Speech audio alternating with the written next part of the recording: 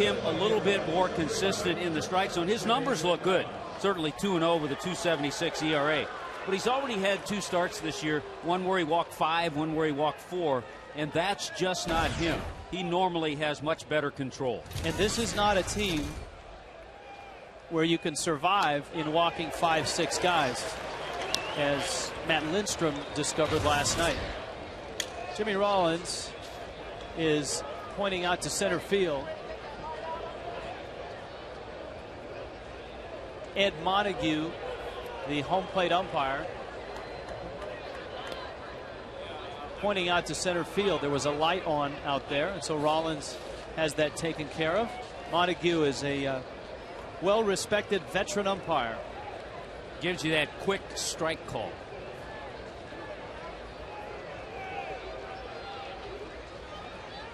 Volstad, a breaking ball. Tapped over the middle. Hanley, better hurry. Yes. Nicely done. That's one of those things you always anticipate and know when you're fielding a ball. Who hit it? Who's running? Take a look at the defense. There it is. Hermina, Maben, Ross in the outfield. Nice play by Hanley to charge that ball and get Rollins in. Jorge Cantu's back at first base, handling Chris Volstad, John Baker. Now Victorino, the flying Hawaiian, who didn't really have to fly around the bases. He kind of floated after his grand slam in the 9th inning last night. There's Montague with that quick punch of a strike. Victorino, 28. He, of course, had the great playoffs last year, including a grand slam against CC Sabathia and Milwaukee.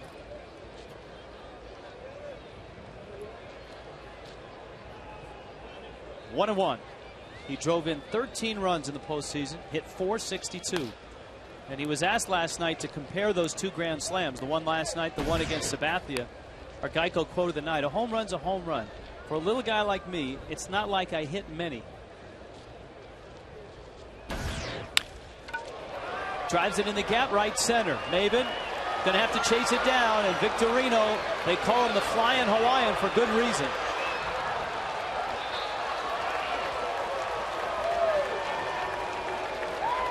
Well, he may say he doesn't hit many home runs.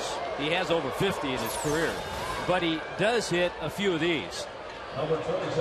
This line drive finds that gap. It's his 2nd triple of the season.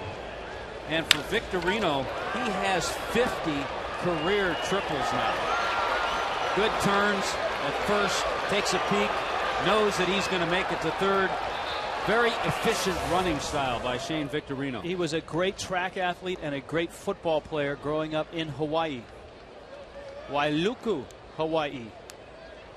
I think you could see the track star of him coming out the way he's running. Here is Utley. I believe Kurt Suzuki of the A's is also from that same city. We talked about that when we were in Oakland last year. Utley takes the fastball high. Now Utley kind of heaped the I guess piled on in the angst of the grand slam by homering after Victorino's shot, a solo shot to right, and putting up some big crooked numbers on Matt Lindstrom's line. 7 runs in that 9th inning. Yeah, it was Utley's 19th career home run against the Marlins. Check swing, little dribbler, and it's foul. You can see with the speed of Victorino, because that ball was just tapped, he was going initially. Fortunately for the Fish, it went foul. This is an interesting situation for Volstad. Here's a look.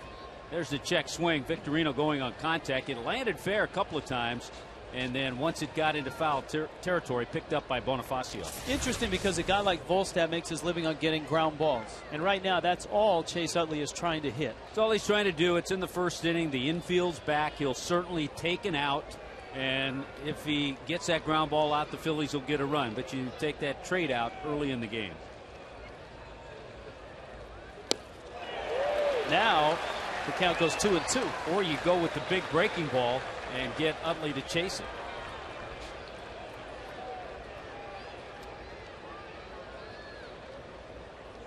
1-1 last year was Chris Volstad against these Phillies with a nice 1.93 ERA. Yeah, it's interesting because Volstad, of course, made his debut in July and yet faced the Phillies 3 times. He was 6-4 last year, 14 starts. Count runs full to Chase Utley. Oh, a changeup. And a nice one. I guarantee you Chase Utley wasn't expecting a 3-2 changeup from the 22-year-old right-hander. There it is. He's out in front, swings over it, and a great pitch by Volstad.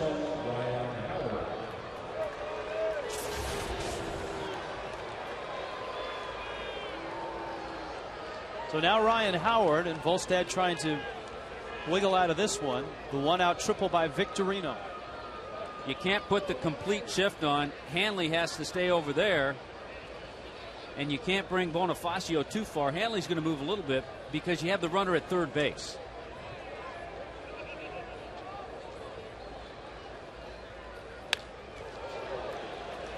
The shift last night in the 9th inning worked. Yeah, Howard came up. The shift was on. Look where Dan Uggla is. That one was to Bonifacio, and one later in the game, a ground ball to Dan Uggla. Here's the pitch to Howard. And it's taken inside. 1 ball, 1 strike.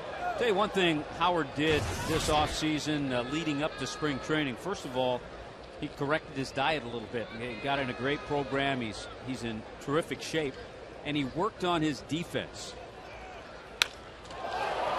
Big fly, left center. Maben tracking. There.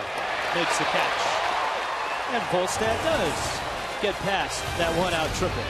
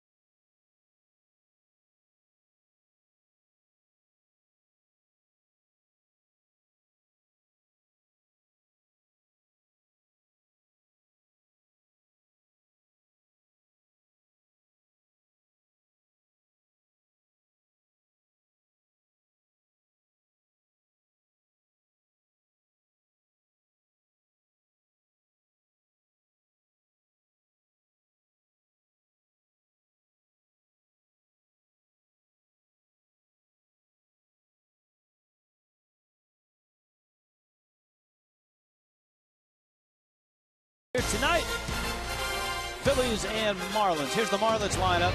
Now remember, the Fish have lost 4 in a row, including that sweep in Pittsburgh. Emilio Bonifacio leads it off. John Baker hits second. Hanley Ramirez will hit third. Look who's back in the cleanup spot. Jorge Cantu, Dan Uggla, Jeremy Hermida, Cody Ross. Maben hits 8th, and Volstad in the 9th spot. 35-year-old veteran Chan-Ho Park. You may remember Chan-Ho early in his career had some very solid seasons with the Dodgers. Signed a big contract, went on to Texas, had injuries, and then last year was with LA again, mostly out of the bullpen, but getting the opportunity with the Phillies as their number 5 starter.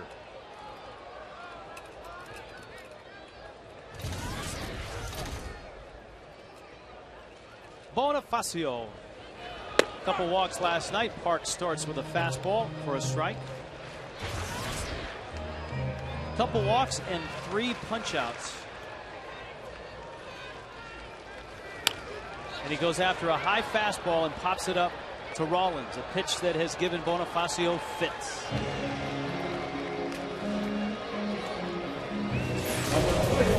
Check in on that Phillies defensive alignment. It's a good defensive ball club. They've made just 3 errors this year. Ibanez, Victorino, and Worth in the outfield. Rollins and Utley up the middle. And the youngster Lou Marson behind the plate handling the veteran, Chan-Ho Park. Here is Baker. Now the Marlins, and Baker in particular, remember Chan-Ho Park. Baker hit his first big league home run against him in Los Angeles. That ball out to left, and Ibanez runs it down. That was as a Dodger last year. Park pitched 4 innings, gave up 3 earned runs, and Baker's homer was the only one. The weather has been outstanding this weekend. Miccosukee brings you our weather. Come play our way. Miccosukee Resort and Game Inn. Our weather here is a few degrees cooler than in Philadelphia, in New York, in Boston. We've had just a terrific stretch this weekend. Okay, here is Hanley now. A couple doubles last night.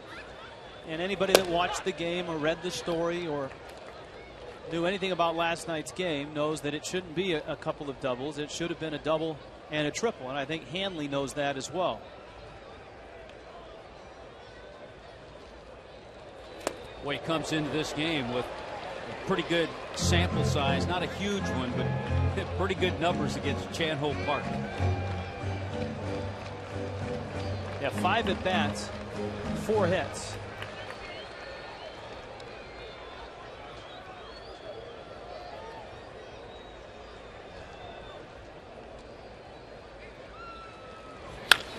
Hanley spanks it into right field. Good to see, and he's aboard.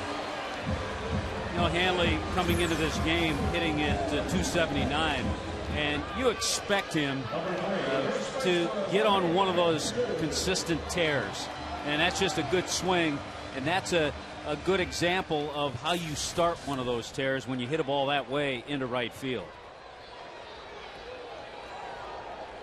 Jorge Cantu, cortisone shot a couple days ago in that sore hand. You see the pad on the left hand. And Cantu steps in. The Marlins, I think, really have missed him because he completes the lineup in the cleanup spot. Hanley's running on the first pitch, which is taken inside. No chance. Hanley's got a bag, his 3rd of the season. You're right. No chance at all for Marson, the catcher. A terrific jump. Great jump, great acceleration, and the pitch wasn't a good one for Marson to throw either. And so now he's in scoring position for Jorge.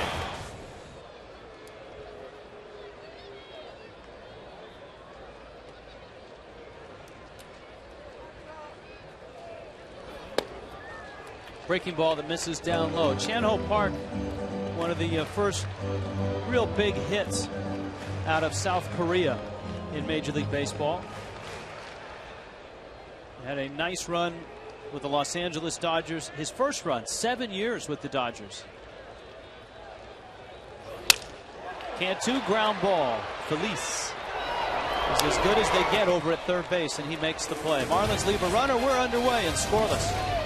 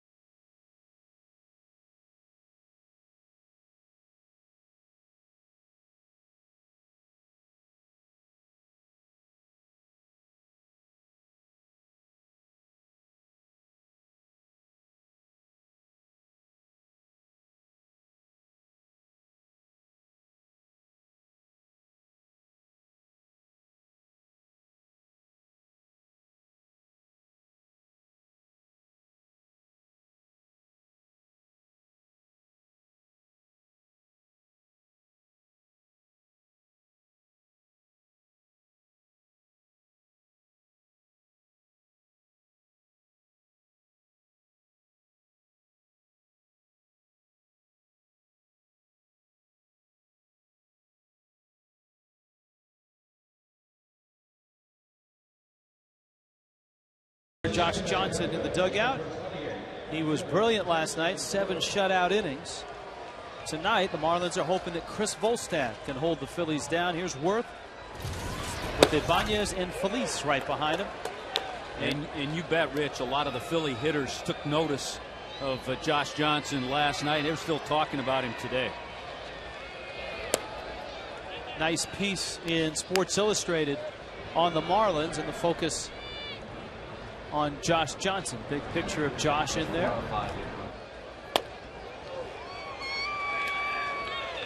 Right now, the Marlins just trying to snap their 4-game losing streak. That ties the longest losing streak they had last year. The Pirates, incidentally, late last night lost in 11 innings in San Diego.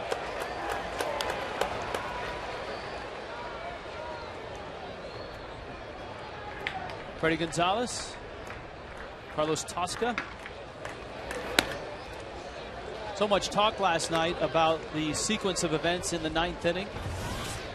Anytime your closer blows a save, the focus immediately goes to the manager, and coulda, shouldas, and wouldas start flying left and right. I think Freddie's very good at handling those situations. I think he handled Lindstrom well. He's not going to pitch tonight, back-to-back nights. But he will be. If Sunday calls for a closing situation, he'll be the guy. Worth strikes out. I think the key in everything Freddie said last night is we got to find out about Matt. You can't just give up on a closer that blows a save, even as horrific as last night was. That's right. You cannot give up on a guy who has that kind of stuff. Victorino took that fastball, but mainly because he just couldn't get ahead. Last night in the major leagues, Mariano Rivera blew a save. K-Rod didn't blow one, but he gave up a 2-run homer that made it a 1-run game. George Sherrill with Baltimore blew a save. So it happens. The key is building off that and see how Matt Lindstrom handles it the next time he's out there. Good changeup tonight by Chris Volstad. Yeah, it's working. He got the big strikeout of Utley. And he's out in front of Ibanez. Center field, Maben is there. Before tonight's ball game, during infield and outfield practice, we had Brett Carroll all mic'd up.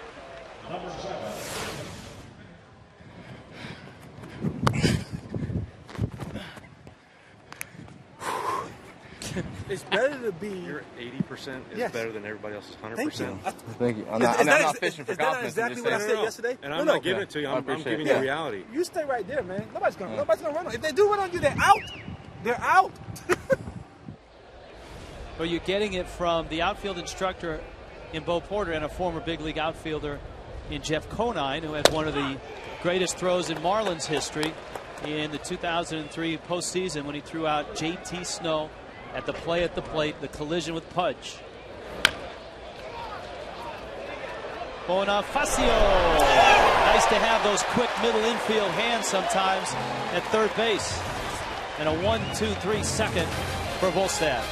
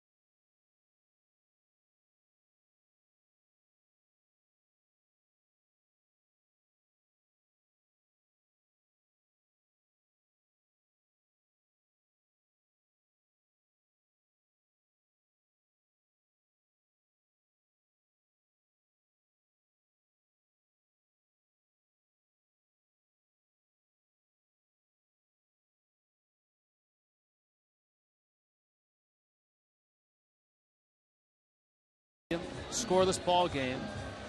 That must be the blue hair section, not the Blue Man Group. Brett Carroll.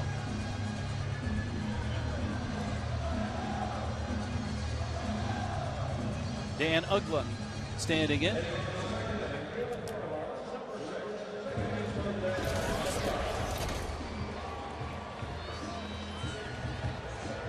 Uggla against Park. Hermida and Ross to follow.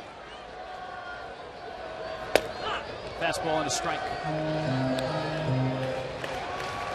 Jim Presley coaching at first base tonight. We will find out. We do not know why Andy Fox is not there, but Press handling the chores. Uggla sends that one up towards a sweep. And it's 0-2. Well, if you go back in Chan Ho Park's career, we talked about the early Dodger years. 14-game winner, a 15-game winner, won 18, came back with 15. He was a solid National League starter for the Dodgers. 0-2. And he was the first South Korean to pitch in Major League Baseball. He made his Major League debut the year that he signed, which was 1994. Appeared in 2 games in relief. He did not spend a lot of time in the minor leagues. Part of a season in Double-A San Antonio, part of a season in Triple-A Albuquerque. Then it was on to the show, Dodger Stadium, Vince Scully, all of that. He had a very nice 7-year run as a Dodger. In fact, he was an All-Star in 2001. Well, let's see what the scouting report tells us about Chan Ho Park. He had early success with the Dodgers. Not a good investment for Texas. We'll get into that a little bit. He will change arm angles. I think we've seen some of that with the fastball and also with his breaking ball.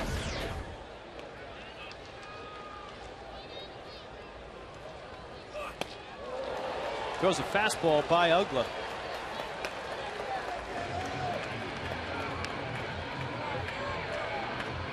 Well, later this summer, you want to be here when the Yankees hit town. June 19th through the 21st. Great seats still available for all 3 games in a variety of season ticket plans and group packages.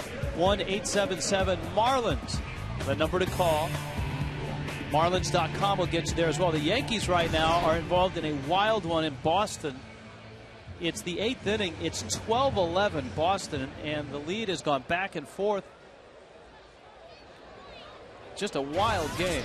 Well, the thing that, and that's a game that was started by Josh Beckett and A.J. Burnett, 2 aces. The thing that jumps out at me there is that you have 2 very expensive teams that today can't pitch. Here's Hermida. Those games, Yankee Red Sox games, they take 4 hours to play. Well, both teams are extremely patient. A lot of pitches, a lot of high pitch counts. A lot of trips to the concession stand.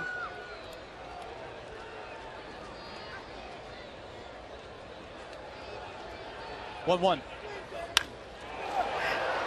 Hermida sends it out to center. And there's 2 outs. We check in with Frank Fort.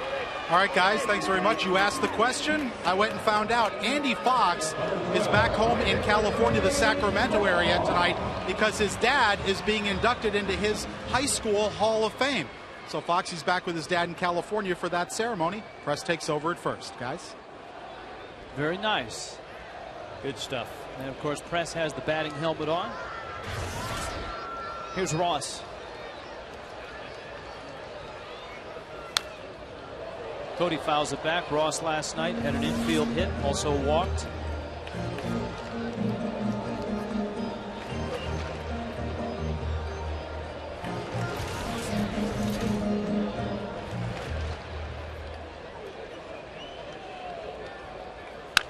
As if the Marlins needed any kind of reminder how important these games are against the Phillies.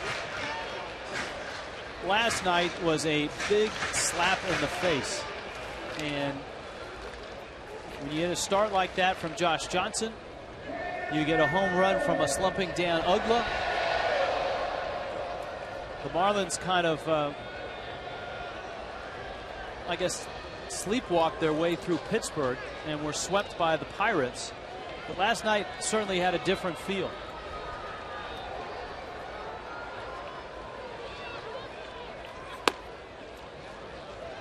Dan Ugglas said it on the road trip, and I think he said it after a game in Washington, one of the comeback games for the Marlins. He said, well, it is a big win because we'll need these wins come September.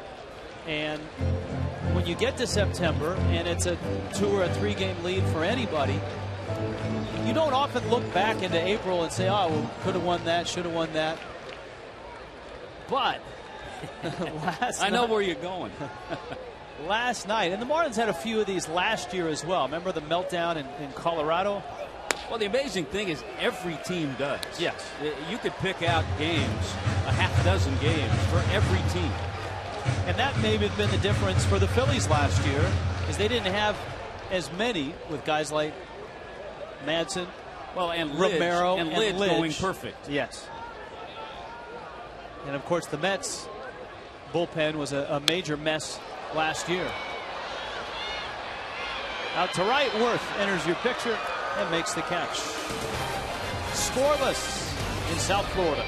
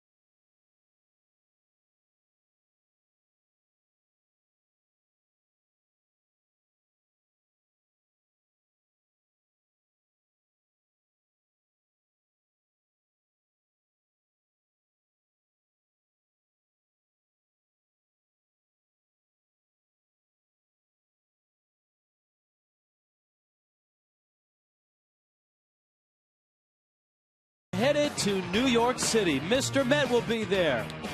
Jose Reyes, Carlos Beltran, and the rest of the Metropolitans Monday and Tuesday, 7 o'clock on Fox Sports Florida. Wednesday is a Johan Santana, Josh Johnson rematch. Yeah, mark that down. Mark that down on your calendar. What a treat that will be on Wednesday afternoon.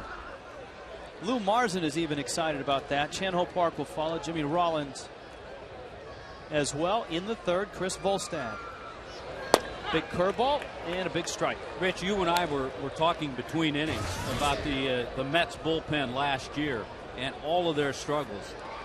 29 blown saves. They allowed 61 home runs from the 7th inning on, and had games finished after 8 innings, they would have finished 5 games ahead of the Phillies. Now, regardless of all of that, they were still in it right toward the end. 9 walk-off losses for the Mets bullpen. But of course the Phillies had to go 13-3 and win the division. Volstad rings up Marzin. Chris Volstad has come out this evening with pinpoint control. A little different than he looked in his last start against the Nationals. 5 walks in 4 1/3 innings. Look at that fastball. He has pinpointed his fastball. He's used some good changeups, and he's had a good breaking ball to go along with it. Here's Chan Ho Park. Of all the countries in the World Baseball Classic, and it's happened a couple of times, I think the country that has received the most exposure, or maybe has opened the most eyes, is South Korea. Japan, I think a lot of people knew about with Matsui, Ichiro, all of the Japanese pitchers. To right, Ross battling the wind, looking up, and that ball is gone. Chan-Ho Park, his third career home run. Well, I think it tells you a couple of things. Number one, that the wind is gusting out toward right field because that ball just kept carrying and carrying. Chris Volstad just throwing a strike, and Park launching it. Didn't get the corner this time, middle of the plate. And Chan-Ho Park got that ball in the air, and I think a lot of people were fooled, Cody Ross included, as to how far that ball carried. Here's Rollins. I was just about to say one of the things we've learned about the South Koreans is how strong they are. They've got some guys that are long ball hitters, and I wish I had said it just before Park had hit it. I knew you were going to. No, that's a good point about the South Koreans. A real good friend of mine, you and I have talked about it, Jerry Royster, is managing in Korea. This is his second year. And we spent a lot of time the offseason. He told me about the Korean players. Ugla flips on over to first. And that's one of the things that surprised me. He told me about some of the sizes of the guys that were on his team and how they play the game similar to the Japanese, very fundamentally oriented, and they like to make those little plays and get things done. And they're catching up, I think, to the rest of the world. And I think the World Baseball Classic was a good example. Sin-Soo Choo of the Indians, or maybe even a Hee-Sop Choi, long of Marlin past. Big guy. Here is Victorino. Boy, you worry about the Rollins and Howards and Utleys, and Chan-Ho Park goes deep. Victorino's contributions last year, not only in the postseason, he also won a Gold Glove. Made just 2 errors. And he had a great second half. Didn't hit much in the first half, but he hit .311 in the second half.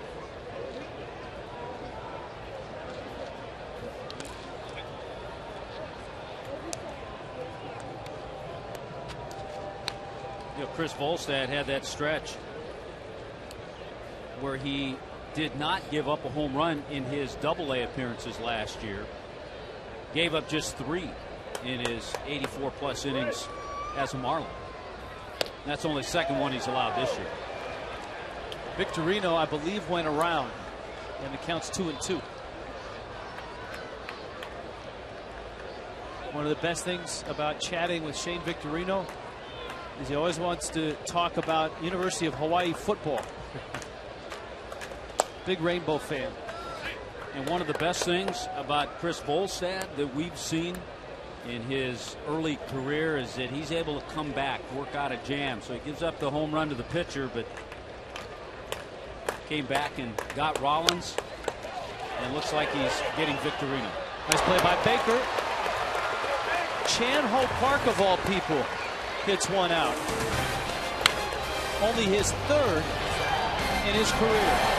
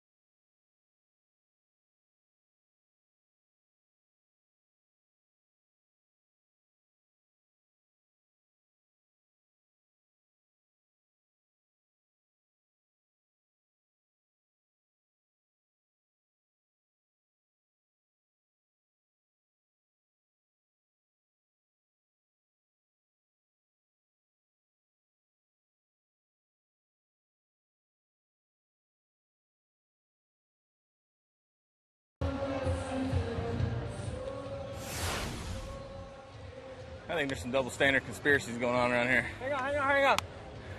Time. JJ. Little Niner, you taking it with us today? You taking infield, outfield with us? You are? Where are you taking it from? You just going like that? Kind of same as an outfielder going like this on a home run. You know what I mean? I'm just kidding. I got to get it done. It's the bottom line. It's fun to watch Brett Carroll not only take infield, outfield, but he takes balls off the bat during batting practice, and not a lot of outfielders do that much anymore. Hey, he has one of the best arms in the league. He just doesn't get a chance to show it off that much, but when he's called upon to play defense, you know you're going to be solid wherever he is. Cameron Maben, then Volstad, then Bonifacio. I'll tell you the thing he can learn from Jeff Conine that we saw. Niner didn't have the strongest of arms, but could charge a ball and get rid of it as quick as anybody, like an infielder.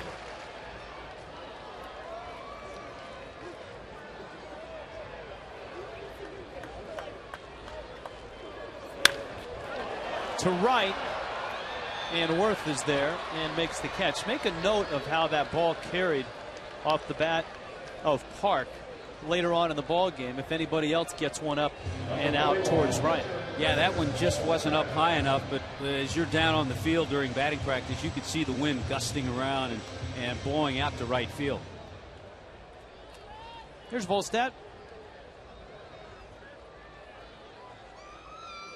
I was reading a scouting report on the Marlins starters, talking about Josh Johnson and his big fastball and Ricky Nolasco's curveball. When they got to Volstad, they said a Jim Palmer clone.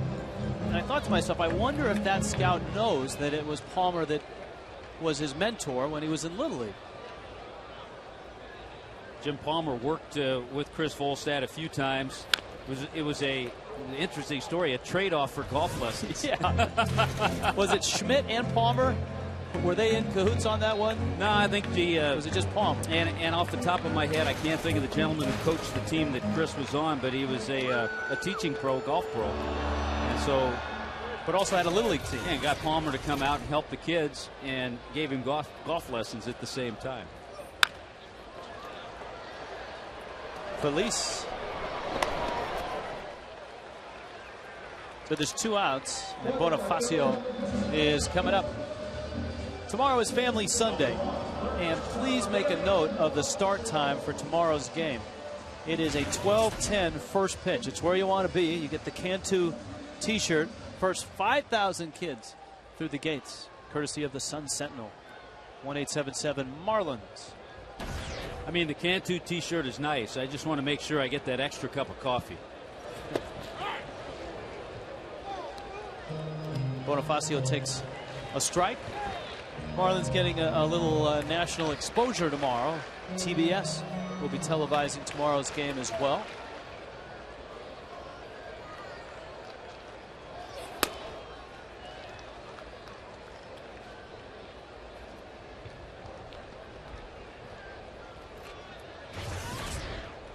We've talked so much about Bonifacio's battle with the high fastball.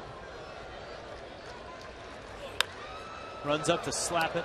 Mechanically, Tommy, how do you as a hitter eliminate that pitch from your target area? It's not so much mechanically, it's more with your eyes, and you have to get that pitch. If you see it above your eyesight, your eye line, you have to lay off.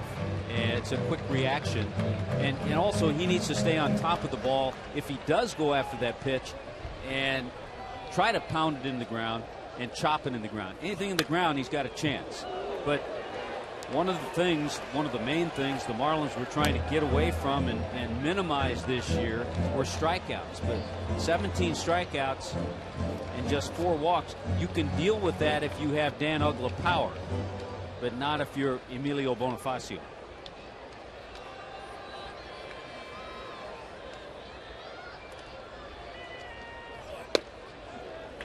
Park misses in.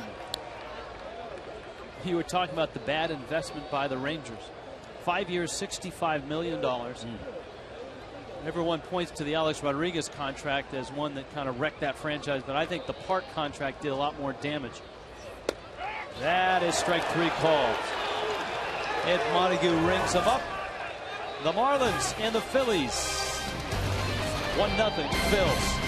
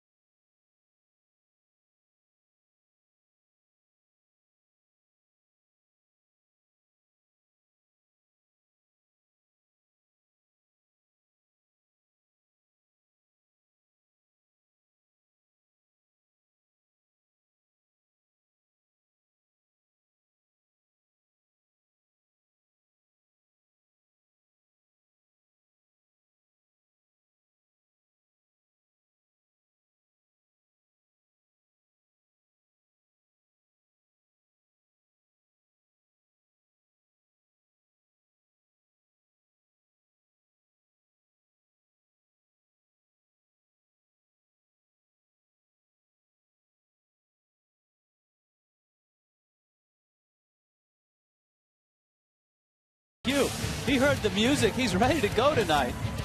First to toss no-hitters in both American and National Leagues. Nolan Ryan did it, right? I mean, he was an Angel and an Astro.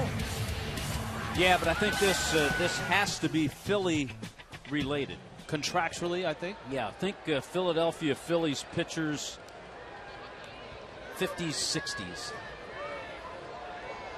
I'll give you a hint. Here's Chase Utley. Something happened. I don't know who called time. Utley may have clipped Baker on his backswing. But Ed Montague called timeout just before that pitch was delivered. The no-hitter that this pitcher threw with Philadelphia, first of all, I believe was a perfect game, was on Father's Day. That's my hint for the day. See, I'm a little fuzzy on the 50s and the 60s. A lot of people are fuzzy on the 60s. Right.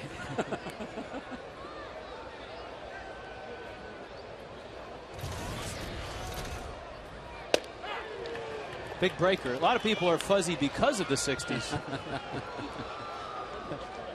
And don't remember the 70s. 1-1 to Utley. Utley is one of the hardest workers in baseball. He has a workout regimen. Maben on the track, makes the catch. Let's check in with Frank Fort. Frank? All right, guys, last night, Bark in the Park, just a little follow-up. 1,500 dogs in the park, which means a lot of money raised for the Humane Societies of Broward and Miami. The Marlins Community Foundation also kicked in $2,000 each to those organizations. I was talking with Cody Ross today, and he said, you're not going to believe this. He said, when I signed my first pro contract, you know what I bought? A dog. He bought an English bulldog and named him Griffey after his favorite player, Ken Griffey Jr. I'm sorry to say, though, Griffey is now in the doggy afterlife. But that was Cody Ross's first purchase when he became a pro baseball player, was a dog. Rich? You wouldn't believe the number of dogs that I met when I lived in the Pacific Northwest named Griffey. Yeah, it makes sense. Ryan Howard is up. And I'm telling you, there were a few Huttons around Philadelphia when Tommy was at first base with the Phillies.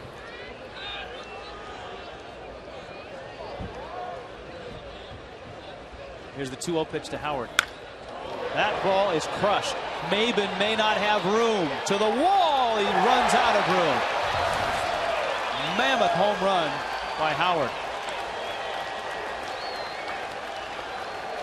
In this ballpark, when you hit it out there, that is a big boy home run. Well, a couple of balls well hit. The one that Chase Utley hit probably would have been out at Citizens Bank Park.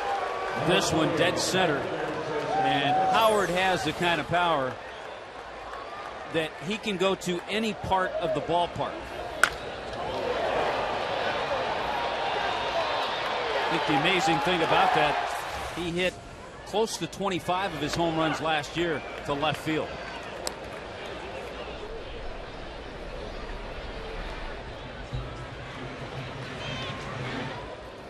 I think it was a year ago where they took all of his home runs, did the distance and all of that, and figured that his home run totals really weren't inflated because of his home ballpark. Citizens Bank Park is a bandbox in Philadelphia, but every home run that you and I have seen him hit there is like a no-doubter. He was pretty much equal home runs road and at home the last couple of years. And if you look at his 3-year average, here's a guy, his average for 3 years is 51 home runs. Yeah. Oh, and 144 RBIs the average as well. And you were talking about he does look different than last year. He really has changed his physique and his body type. Of course, when you get a contract like he got, $54 million over 3 years, you can hire a chef, you can have a nutritionist, you can have well, you can have a whole entourage. By the way, just checking, 22 of his home runs last year, 22 of his 48 were to left field.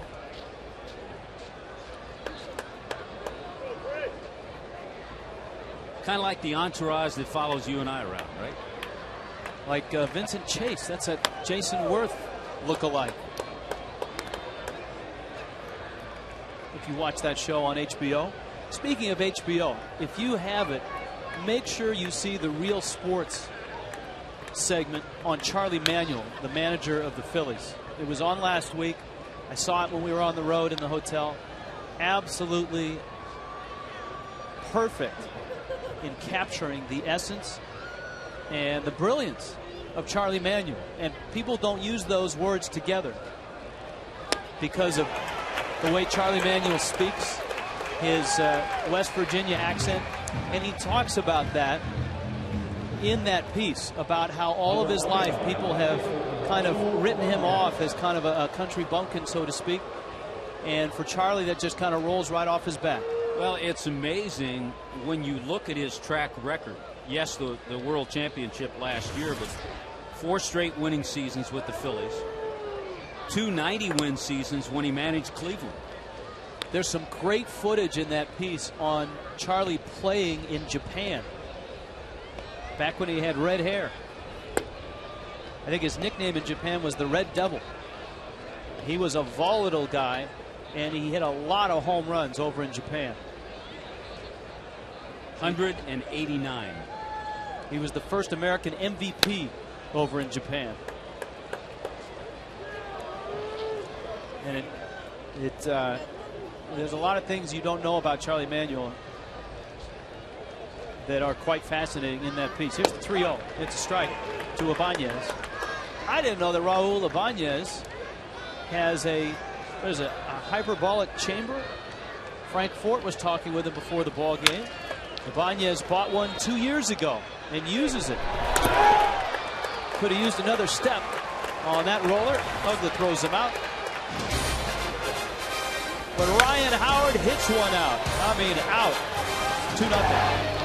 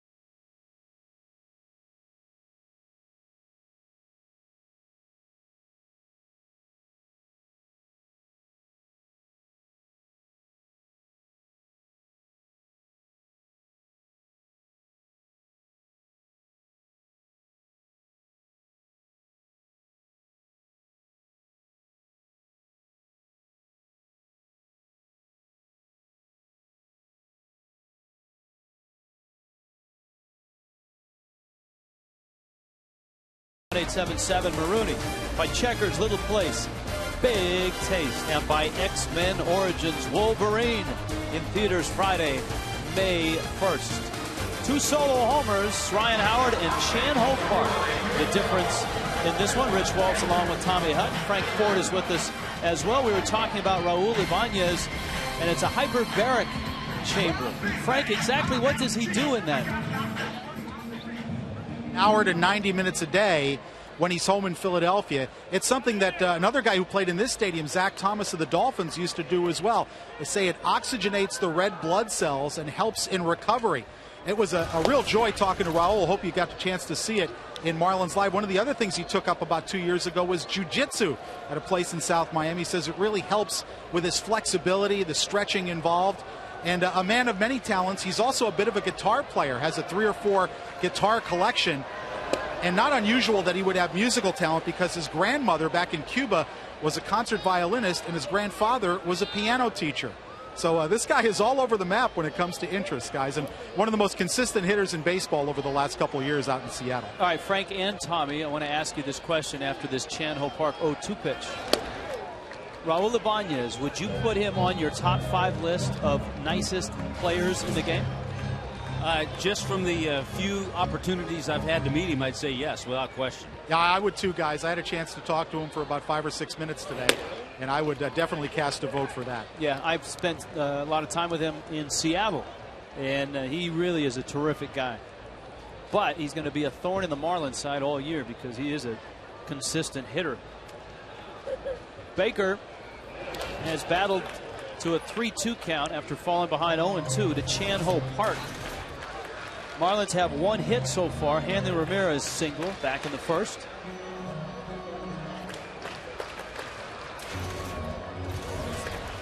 What did I call it? A hyperbolic chamber?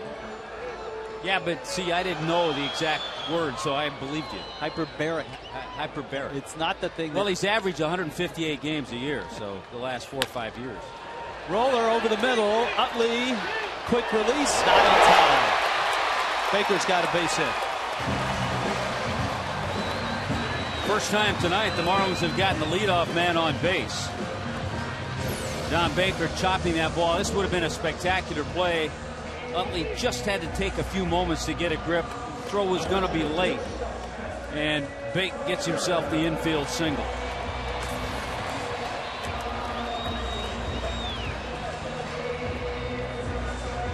Last night the Marlins had 29,000, and I think tonight they'll be close to that, maybe more. I just want to make a note, because I did so when I was going through the newspaper this morning. There were 3 cities last night that had fewer than the Marlins had here. They had a little over 25,000 in Houston, just over 20,000 in Cleveland, and over 24,000 in Baltimore. And last night here, 29,032. Plus over 1,500 dogs. That was a record for, I think that broke the record by about 900 dogs. I think the record was like 650.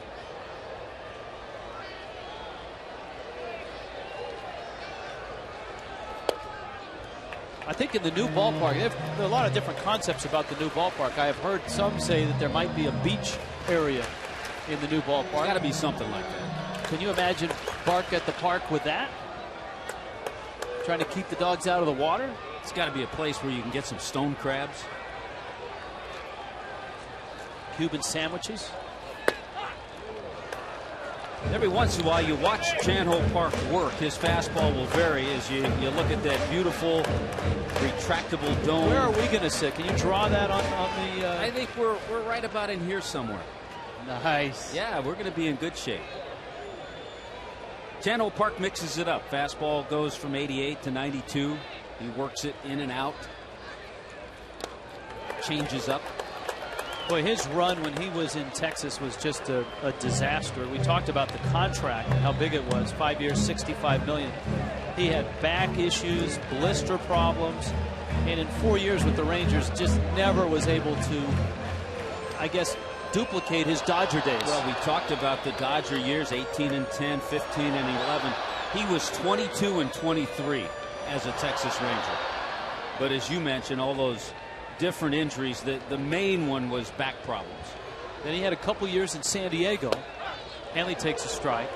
And remember, in 2007, he tried to come back with the Mets, and he made one start that year, and that was against the Marlins, and it absolutely hammered him. And that was his only start in the big leagues that year. But last year, he was back with the Dodgers. He did a little bit of everything and did it well, especially in the first half. He was very good in the first half for Joe Torre's Dodgers. Got 3-2 pitch. I don't think John Baker will be running, but I could be wrong. Let's see what happens.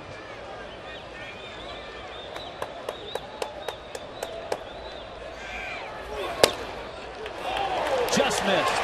Park thought he had the strikeout, and he is still shaking his head at Montague. Well, we talked about how he's been spotting that fastball in and out.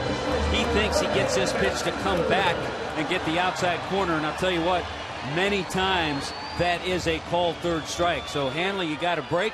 Marlins get a little bit of a break and get a rally going. Let's see if they can take advantage of it. Cantu's 0 for 1.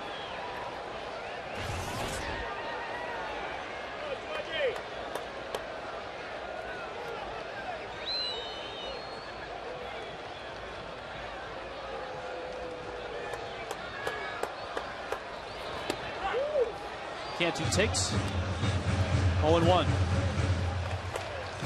Rich, how's that expensive Yankees pitching staff doing tonight? What's the score now there at Fenway? Well, the expensive Red Sox staff isn't doing well either, but better than the Yankees. It's 16-11. Wow. In the bottom of the 8th. Cantu gets into that one. Center field and deep. Victorino going back. Won't get it. Gone! 3-run shot. Welcome back, Jorge Cantu. Georgie's back. He hit 6 home runs against the Phillies last year. Hit over 360 against Philadelphia. That's why Freddie wanted him in the lineup. That's why he got that cortisone shot in the wrist. Waited a couple of days and got himself ready. Marlins have really missed him. Little backup slider. Cantu stays on it, goes to the deepest part of the ballpark. That is the deepest part here at Dolphin Stadium, and he got it out.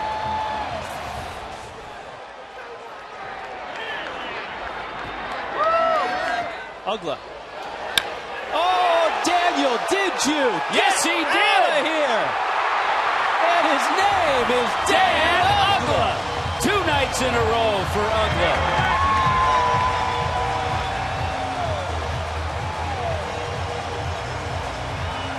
Couple of breaking pitches.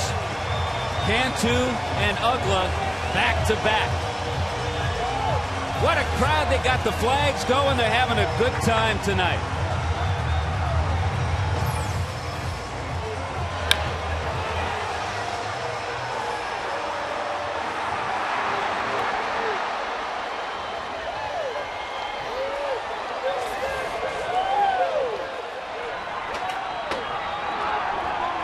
Every run in this game has been scored on a home run. Cantu, a 3-run shot. Ugla, a solo shot. Park hit one himself, and Ryan Howard also for the Phillies. Well, it was last night in that disastrous 9th inning. The Phillies went back-to-back, the Victorino grand slam, and then Utley. Well, the Marlins, a 3-run shot. Ugla solo shot. They go a little back-to-back here tonight.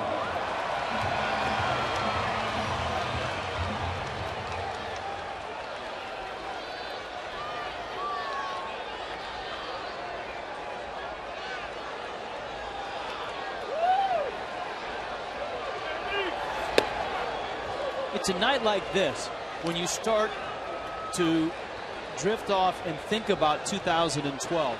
There's a crowd in here of probably low 30s, 32, maybe 33,000.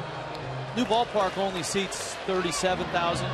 It would be a full house, and it would be really, really loud. Yes. Because with the retractable roof, the way the ballpark is designed, Hermida rolls out. Well, you have to wonder if that borderline call when Hanley drew the walk. You saw how irritated Chan-Ho Park got, and then he made the mistake to Cantu, and then Ugla took him deep.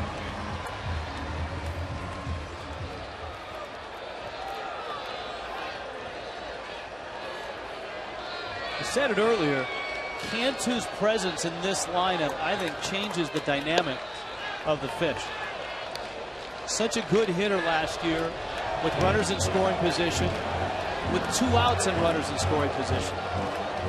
You can see him holding that hand. It still smarts. That was a twofold injury. Remember, he got hit by Daniel Cabrera, and then the next game at play at first base, he's reaching into the line for a throw and got the wrist bent backward.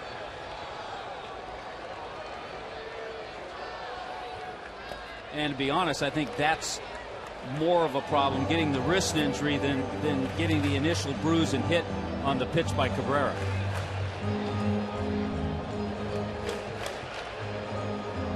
Well, we've got a stray, apparently. Come on, look a little happier. He snuck back in.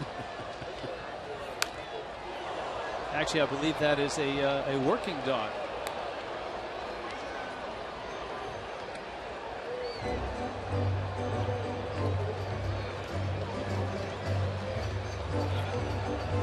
A service dog, we are told. There you go.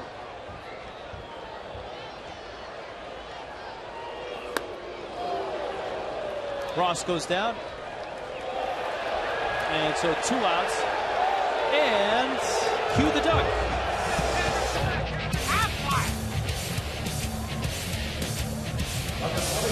Who was the first to toss no-hitters in both American and National League? With the 5th selection in the 7th round, the Duck chooses Jim Bunning. Yeah, 90-pitch perfect game on Father's Day at Shea Stadium. I believe Jim Bunning also won 100 games or more in each league. Hall of Fame career. Here is Maben. Speaking of Shea Stadium, Maben gets hit.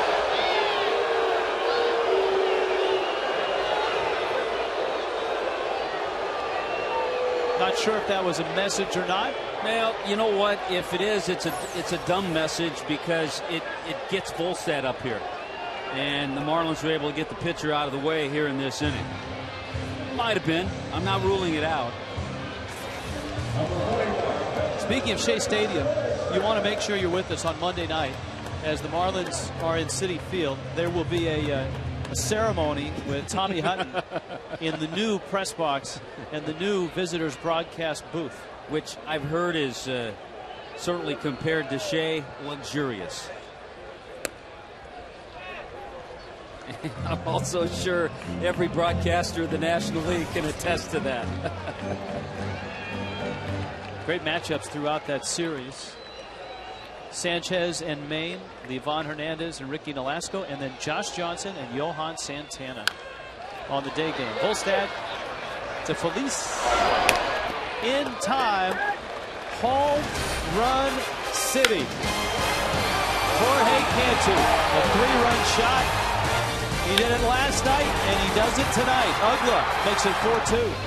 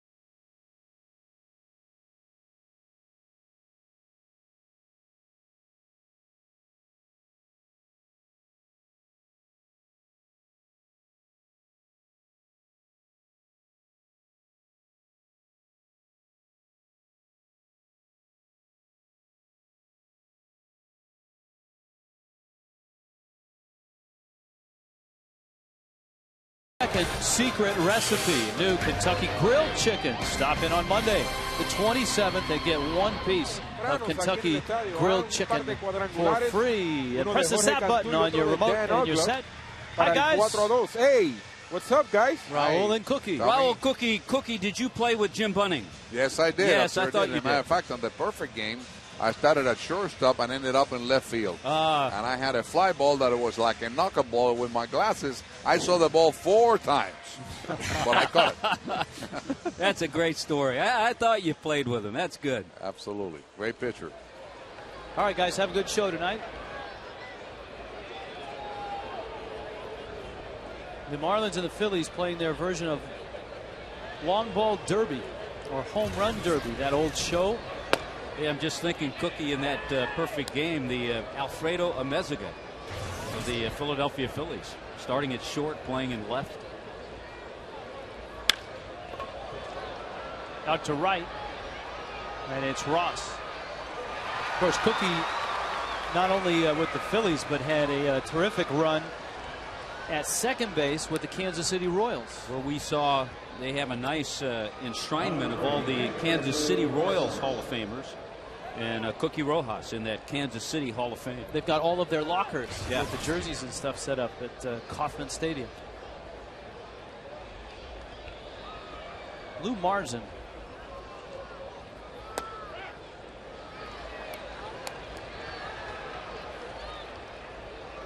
Phillies are high on this youngster. He's 22. I think one of the, well, there were more than one, but one of the mistakes in that ninth inning last night was Lindstrom walking this 22-year-old playing in just his 3rd or 4th major league game.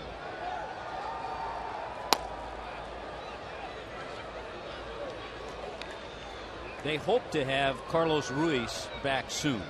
He's dealing with one of those oblique strains. Chooch is his nickname. Chooch. And he's in there because of his defense. Phillies pitchers love throwing to him. We might see a Chris Coast tomorrow for the Jamie Moyer start.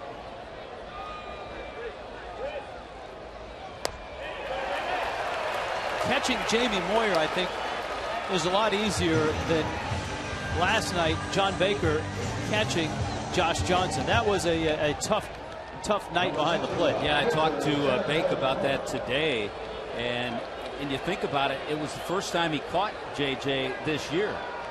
Ronnie Paulino had caught his previous 3 starts. Now, he caught him in spring training. But he said, yeah, last night, you got 97, 98 mile an hour fastballs. Now, that's a message. Yeah, I think so. Let's see if he gets a warning. It'll be a warning, and understandably so. But you know what? Both pitchers, neither one headhunted. Chan-Ho Park went after Cameron Maybin, got him in the back. This ball down at the legs, feet, not at his head. You know what? That's okay. Now they've each had their say. Let's play ball.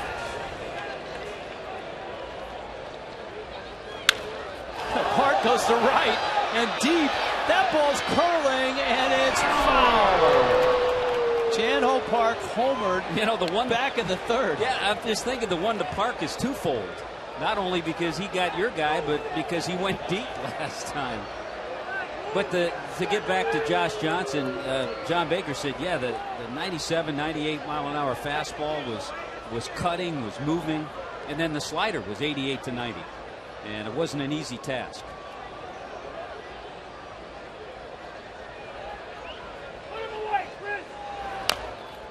Breaking ball fouled at the plate. I like the way you described that sequence with Park. That's the way it should be. And Volstad. They both did it in a professional manner. Yes. If you're going to come inside, you come inside around the waist or down.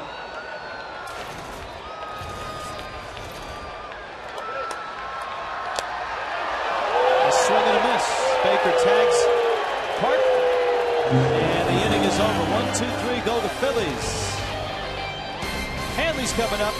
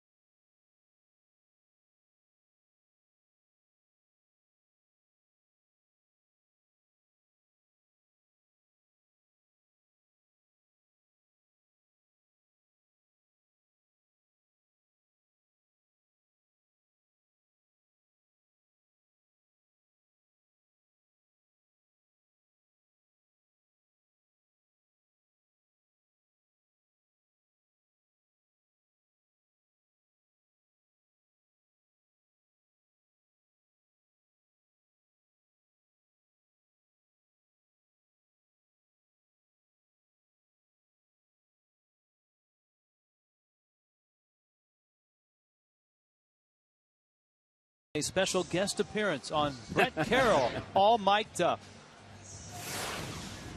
How come that I'm in the third group too, and you don't yell for me to come in, but you just yell for the other guys? No, we're group 3. Sure we're in this together though.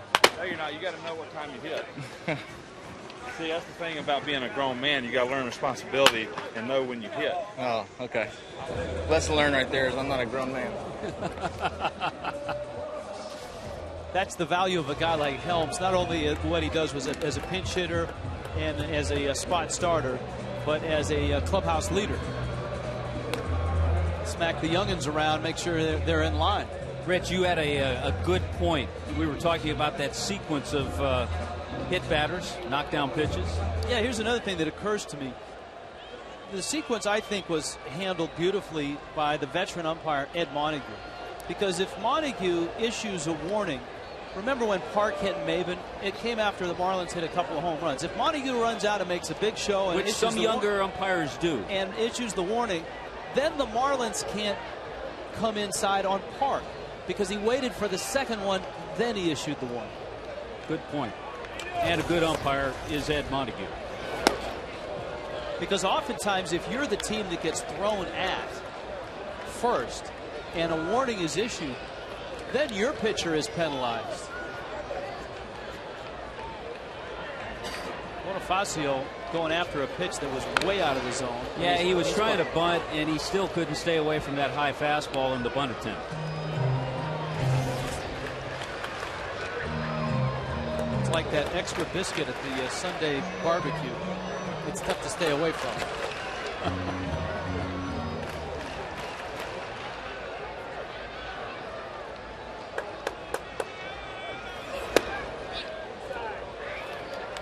Now, the last time that Bonifacio hit in the third inning, he took a borderline high strike. It was unfortunate. It was called a strike. He was called out.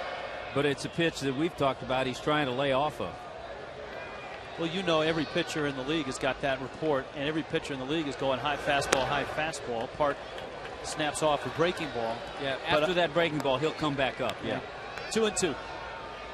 It's like last year. Remember when Hanley Ramirez had that rash of called strike threes in the outside corner? All of a sudden, everybody was throwing there.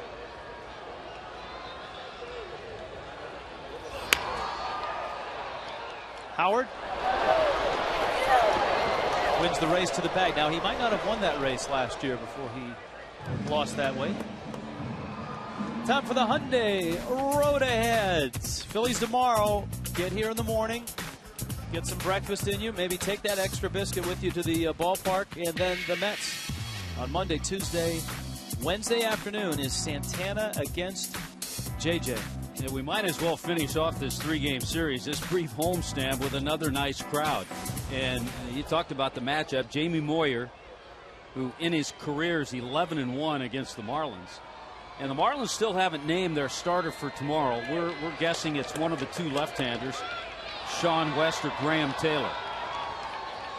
Our producer, John Sulzer, is a creative sort. And he's the man behind many of the great ideas, the misadventures of Logan and JJ. Well, tomorrow, apparently we're going to play a game, things that are older or younger than Jamie Moyer. Bad hop. Kind of crawls up Utley's arm. And Baker's aboard. It's going to be an E4. Yeah, this is just a bad hop. Utley's in good position, ready to field it, comes up on him. That might be a base hit. You never know. Yeah, I had a brief conversation with Jamie Moyer today, and I was kidding him about looking in their media guide the number of ballparks that he has pitched in that are no longer, that have been imploded. So things that are younger than Jamie Moyer. And at last count, I had 15 ballparks that he's pitched in that are no longer major league ballparks. Souls, what's an example of one of our things that are younger? The Super Bowl. All right, that's good. The country of Barbados. Hanley fouls it at the plate. All right, let's not give it all away. You have to be with us. Well, knowing Sulzer, it's a laundry list. It's a long list. We'll have a lot of kids tips on Kids Sunday.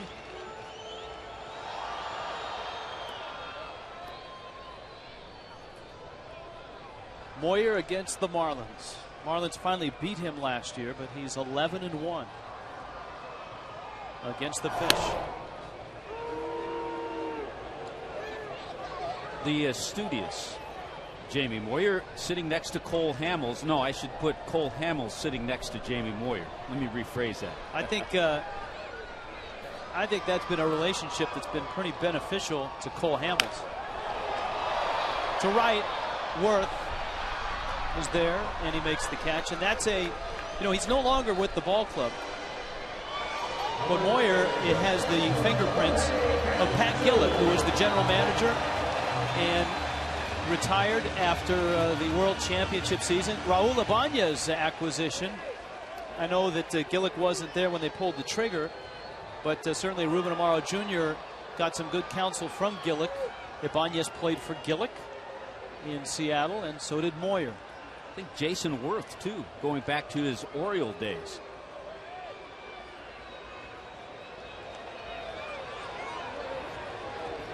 It's funny how in the game today, new wave, new age general managers who use spreadsheets and all these big statistical theories on putting together a team, young managers who are into that. The Phillies won a world championship with an old school general manager and an old school manager in Gillick and Charlie Manuel. Now, I'm not saying one way is better than the other. I'm just saying it's not. You can have a guy like Manuel who's a baseball lifer and a guy like Gillick who has constructed teams and who was not treated well by the book Moneyball. Constructed world championship teams in Toronto, playoff teams in Baltimore and Seattle, and a world champion in Philly. Cantu gets a high pop-up. Rollins is out, and he makes the catch. 4-2 Fish.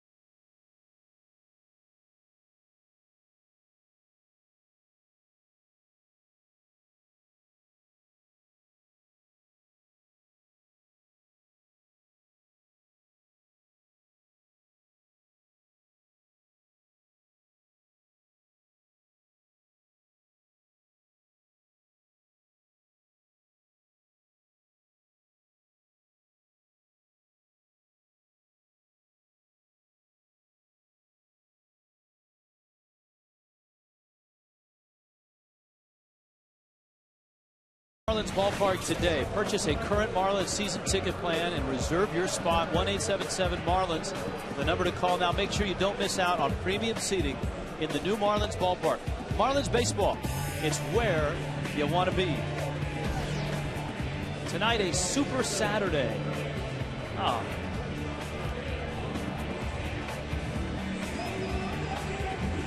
It's always a Super Saturday for Mr. Mantastic. I wonder what he does in his day job. By nights, I am Mr. Fantastic.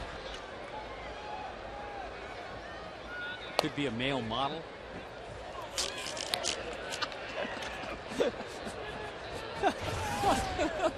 Oh, no.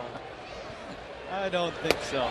Jimmy Rollins takes a strike. Rollins. Could be a lifeguard over in Lauderdale.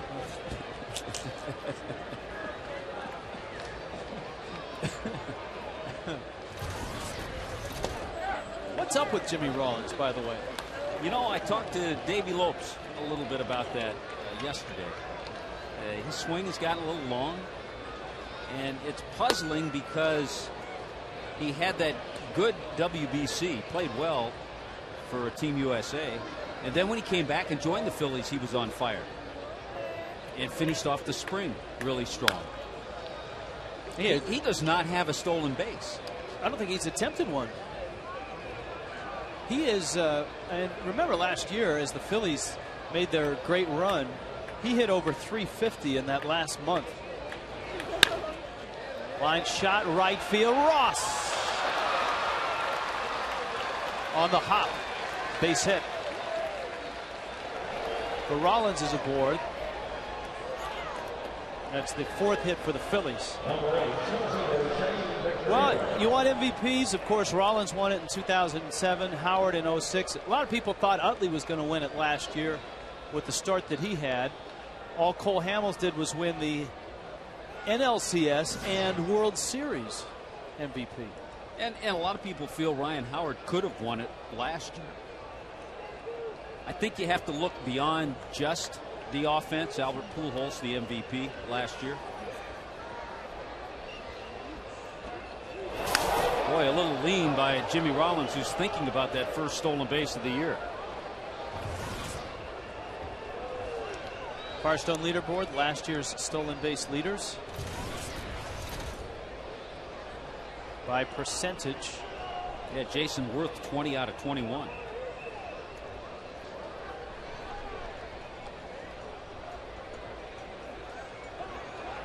Yeah, the Phillies, and we said it last night, the Phillies the last 2 years have led baseball in that category.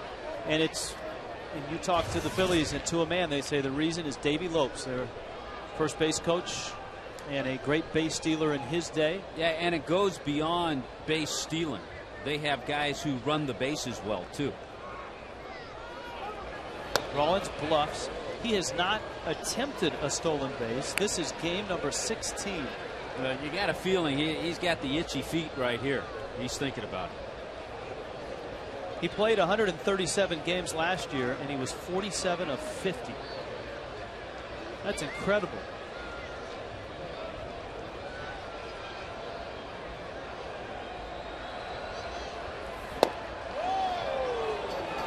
Two and 0.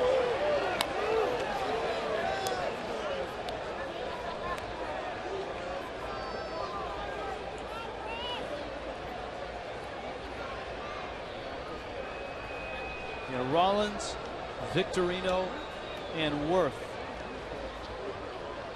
are the big base stealers. In fact, when they go into a series, you know, everybody has the meetings where the hitting coach sits down and talks to the hitters about the pitchers. Well, that trio will oftentimes go to Lopes, and they will talk about the pitchers in terms of what kind of jumps they can get. We'll try to break it down.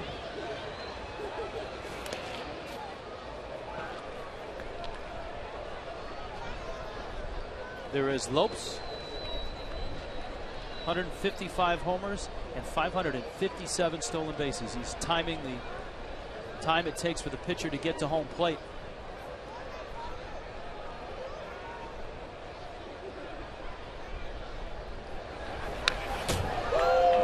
An average time, people ask this every so often, and this is what first base coaches do. Average for a pitcher to deliver to the plate is about 1.3. And I think the average for the catcher to go from home plate to second is what, 1.8, 1.9? 2. So you're looking at 3.3 seconds. So now you have to determine if the Marlins combo is a little slower than that, how quickly Jimmy Rollins can get to second base.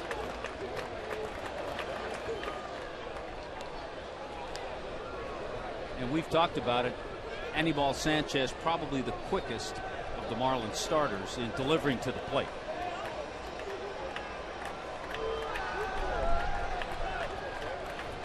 Rollins is running. Victorino is hitting. Tough hop. Safe. Boy, all of a sudden, a couple of bad hops out at second base.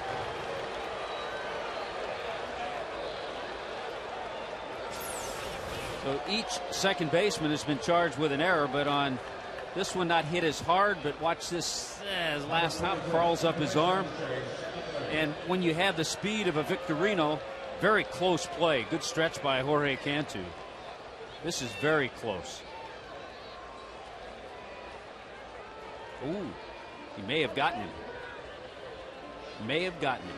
So the Phillies get a little bit of a break. Get a couple of men on with nobody out. How big that break is will be determined by Utley, Howard, and Worth.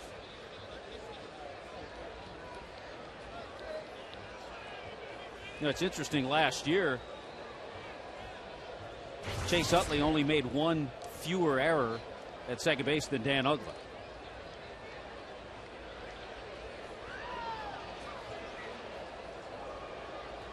Utley scores higher than Uggla in some of the defensive categories.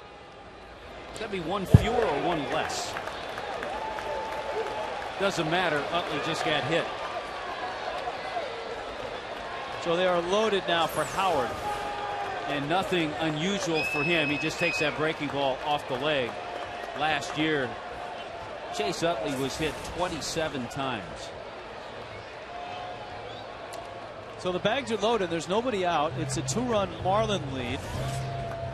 Chris Volstad has shown a penchant in his young career for getting out of jams. In fact, his last start, Washington stranded 10 through 5.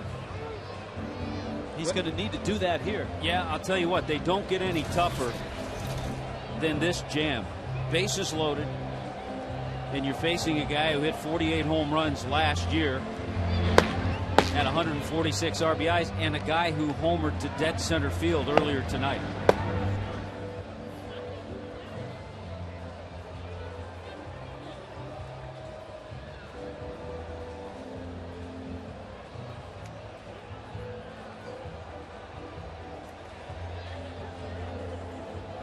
This was that ball in the 4th inning.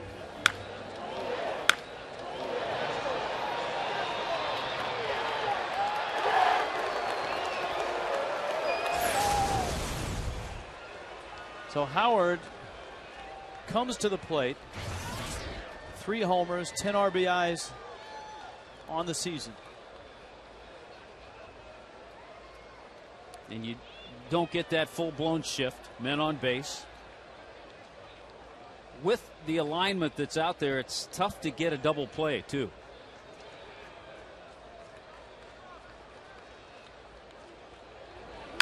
Breaking ball, ground ball up the middle. Uggla backhand, Hanley 1 to first. Double play. Maybe not so tough. Run scores, but the Marlins will trade it for 2 outs. That was about the best place a ball could have been hit to get that double play. It is our checkers double play. Look at the backhand, the feed, and it's a long feed, and Hanley has to really uncork a strong throw.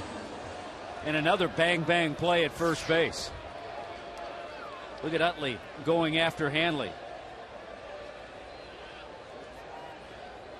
So to make it pay off, now Volstad has to get Worth with Victorino at third base.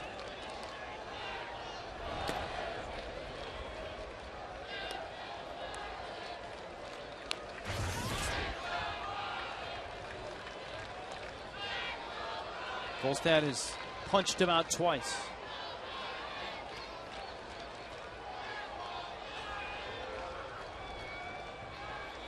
And by the way, I said that about Utley because that's the way he plays. A good, hard, clean slide. And he plays the game hard, trying to take out Hanley, try to disrupt that double play.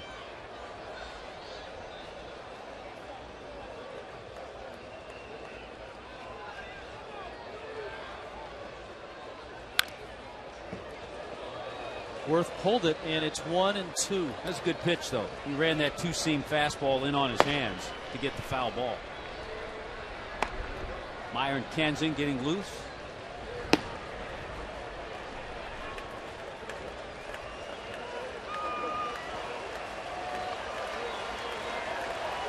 One and two. Ground ball to short. Hanley has it. Straightens up, fires to first in time. Volstad escapes. He's just 22. Sometimes he looks 32 with the poise of a 22-year-old from Palm Beach Gardens.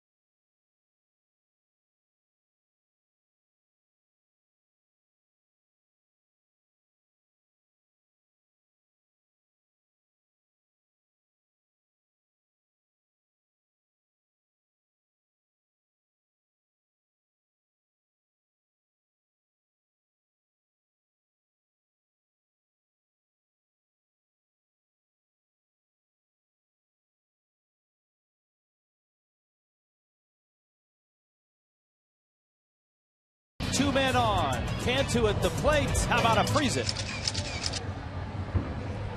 That's like a Jay Giles freeze frame there. That was the Frost Brewed Coors Light freeze can. Now it's time, and we talked about it Marlins Live. We talked about it a little bit earlier in the game. These games, you have to continue to keep adding on. So now's that time to try to add on a little bit more. A lot of rally flags here tonight. Ugla pops up a changeup. The wind is playing tricks with it.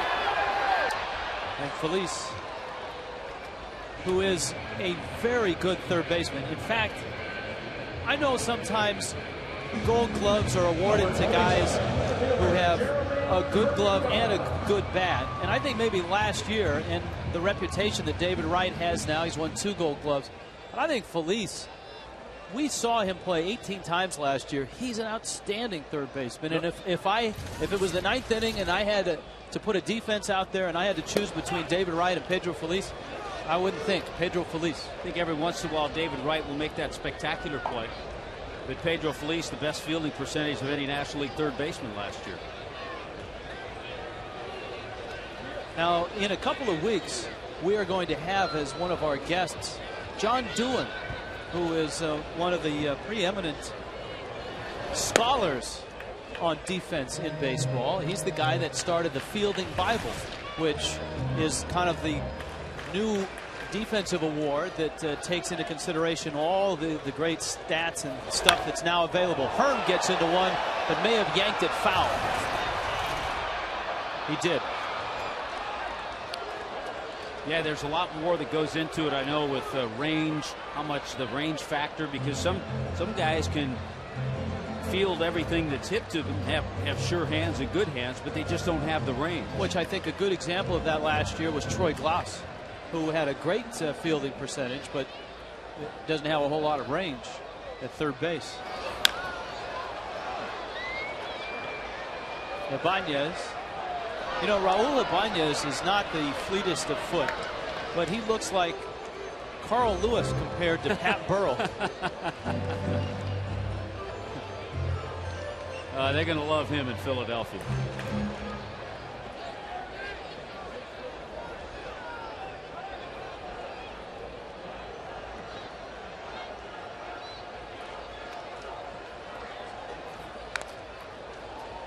So in a couple weeks, we'll have John Doohan on, and we'll talk defense. Because certainly the Marlins in the offseason tried to address that and improve defensively. And if there's anybody in baseball that's better than Mr. Doohan at telling us if they've accomplished that, we haven't found him yet. So next homestand, we'll have him on.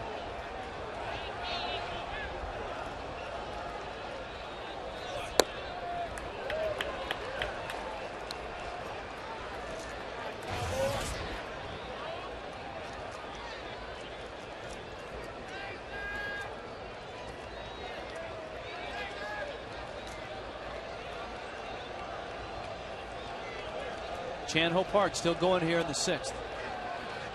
And Hermida steps out. A couple pitches that Chan-Ho Park, actually there's 3 pitches he wishes he had back. That one that was called ball 4 to Hanley Ramirez. And then the 2 home runs, the Cantu 3-run shot and the Ugla solo shot that followed it. He's only had that one bad inning, the 4th inning. Our poll question up for debate. Answer tomorrow, right?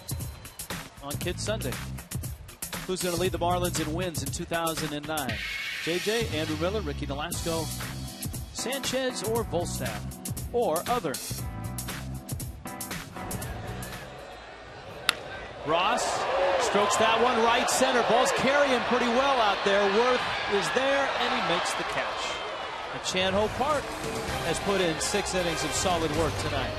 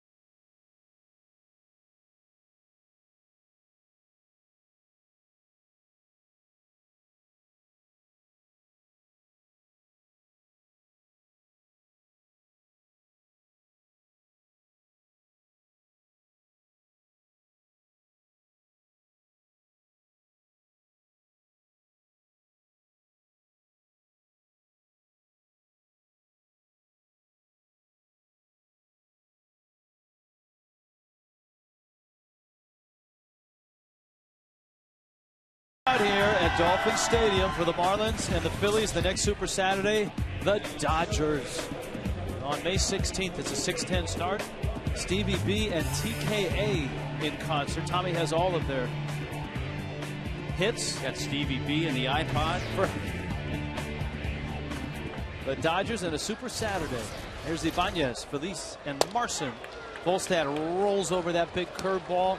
Chris worked out of a bases loaded, nobody out situation. Didn't quite work out of it. He did give up a run, but just that one run, and he kept the lead in a tight ball game in the 7th. I'll never forget talking to Chris when he got called up last year from Double-A. It was one of the things he said he worked on in the minor leagues. Minimizing the damage, getting out of those kinds of jams. He's been very good at it at the major league level, which is not easy to do even when you're 22. Frank Fort, what's up? All right, guys, 3 pitch out there for Chris Volstad. Pitch count's so important these days. take a look at the Marlins starters and their number of pitches per inning. Not surprisingly, Josh Johnson's been the most efficient with his pitches at under 15. That's translated to about a walk and a half a game. Volstad, well, his walks are up this year. Tonight, averaging about 15 pitches an inning. Anibal Sanchez, a little over 16 pitches per inning, has been the second most efficient. And, of course, on down to Andrew Miller at almost 20 pitches per inning, which is why he's on the DL partly. And the league average is a shade under 17 pitches per inning.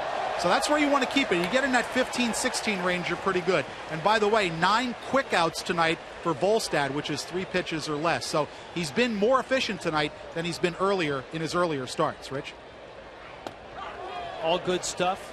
Josh Johnson's ERA, by the way, after last night's start, dropped to 2.20. There are the quick outs. A lot of cues. A lot of cues and no walks tonight.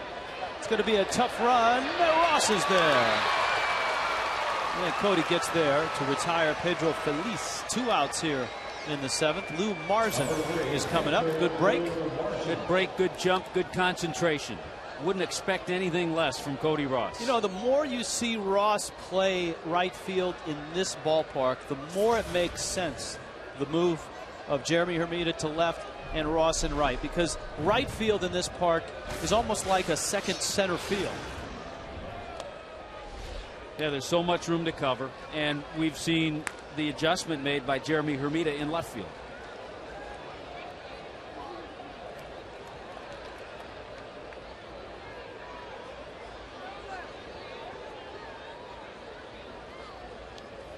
Hey, by the way, remember that bad hop in the 5th inning? John Baker hit that bad hop ground ball, came up on Utley.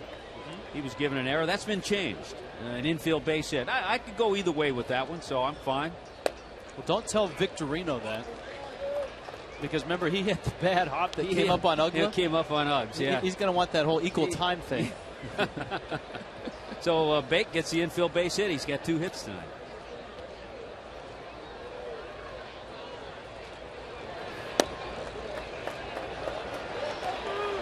Lou Marzin walks. Boy, that's tough, too, because I was thinking that Charlie Manuel here in the 7th inning might go to his bench, one of the big lefty bats, in Matt Stairs or Greg Dobbs, and he's not. He's going to let Park hit, and this is probably going to be the last inning for Chris Volstad. He's due up second in the bottom half. He's had a couple of pretty good swings off Chris tonight.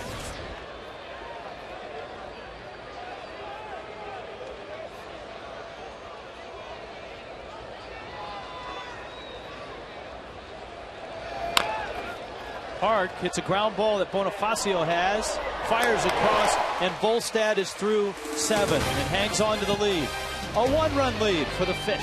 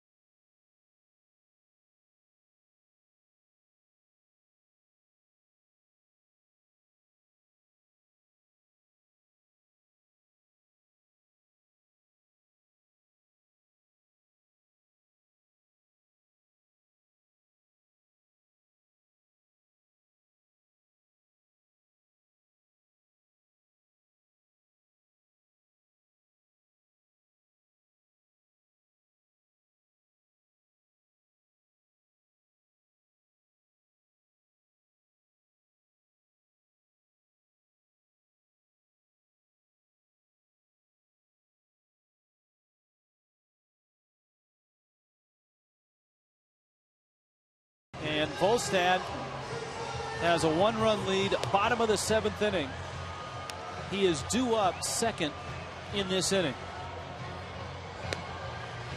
All night long, we've been visiting with Brett Carroll. Before the ballgame, we had him all mic'd up.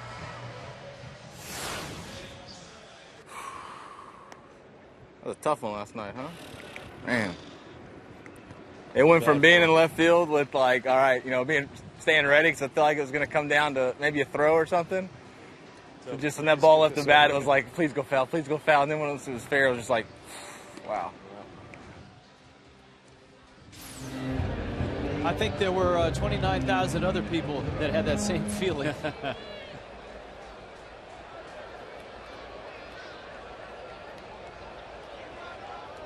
Cameron Maben leads it off.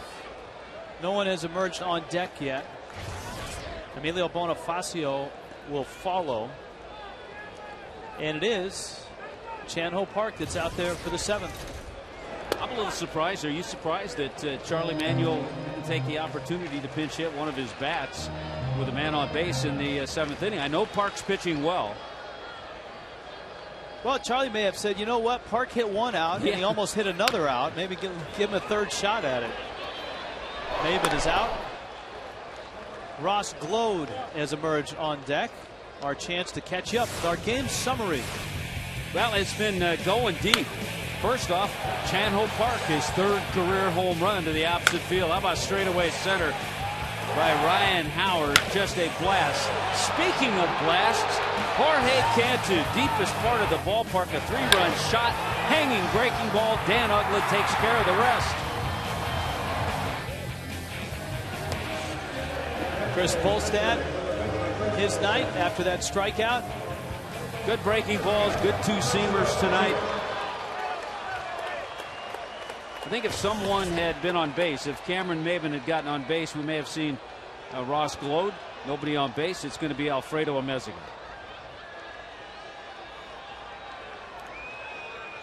It's going to be interesting to see what kind of lineup Freddie has in there tomorrow against Moyer.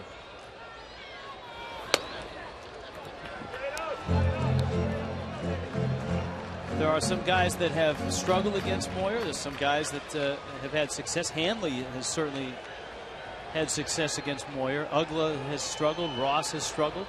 It's a tough call. Here's what we'll let everybody be manager at home. I think you'd agree that all of a sudden it looks like Dan Uggla is coming out of things. Right. Yeah, we're in agreement with that. So because of that, do you go with him, or do you say, well, he's just 5 for 29 against Jamie Moyer? Well, the alternative at second would be a guy like Amezaga, but he hasn't hit Moyer well either. Cody Ross hitting 115, 3 for 26 against Moyer. That's why you think you almost suspect that a guy like Glode, sometimes lefties will hit those soft toss and lefties better. I agree with you. So we could see Ross Glode in the lineup tomorrow. Time called. Well, one thing's for sure, whoever's in the lineup, Moyer will have seen them take batting practice a couple of times. He's much like Greg Maddux in that he comes out and watches the opponent take BP.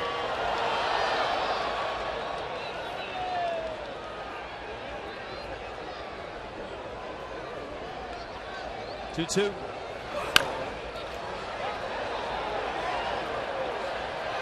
Phillies.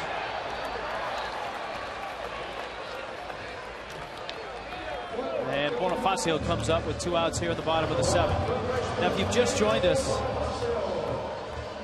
Scott Air warming up in the bullpen for the Phillies. The Marlins have Dan Meyer up in their pen. If you've just joined us, the Marlins and the Phillies, it's a 1-run game, as you can see. But what you might not know is that Matt Lindstrom is not available tonight after the extremely high pitch count last night. So topic A last night was Marlins bullpen. And tonight, I think that role would be given to Leo Nunez. Bonifacio takes outside. We have Meyer, you have Calero certainly available. And that's the tough outing. 38 pitches. That's the key. 3 walks. Came into the game with a 3-0 lead.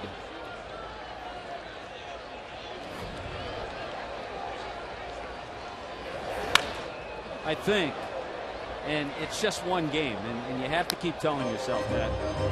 But a win last night, let's say Matt Lindstrom had come in and been lights out, shut the door on the Phillies. That would have sent a good message to Philadelphia. They would have said, you know what, the Marlins are in this thing. They saw Josh Johnson, his 7 innings, Nunez a 1-2-3-8, and had that happened, but all of a sudden, with the big 9th inning they had, they're still the world champions. I think it would have sent a great message. Well, there's a certain swagger that goes with winning a world championship. Absolutely.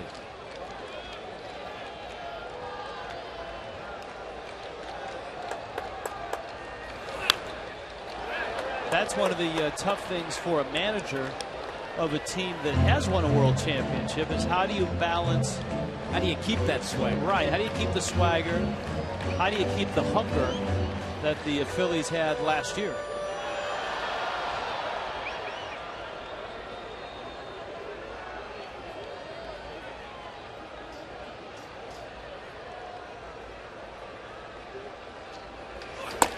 Yeah, we just saw that shot at Charlie Manuel, and we were talking about him earlier. One of the other things that he was so good at before he became a manager was a hitting coach. He was a well-respected hitting coach. Came up through the ranks with the Cleveland Indians. In fact, I first ran into him when he was the AAA manager in Colorado Springs, and his prize student there was Jim Thome. And you talk to Thome today, and he will fill up your conversation with praise for what you just spoke of, Charlie Manuel and his ability to teach hitters. Tough to lay off. Bonifacio goes down swinging at another high fastball.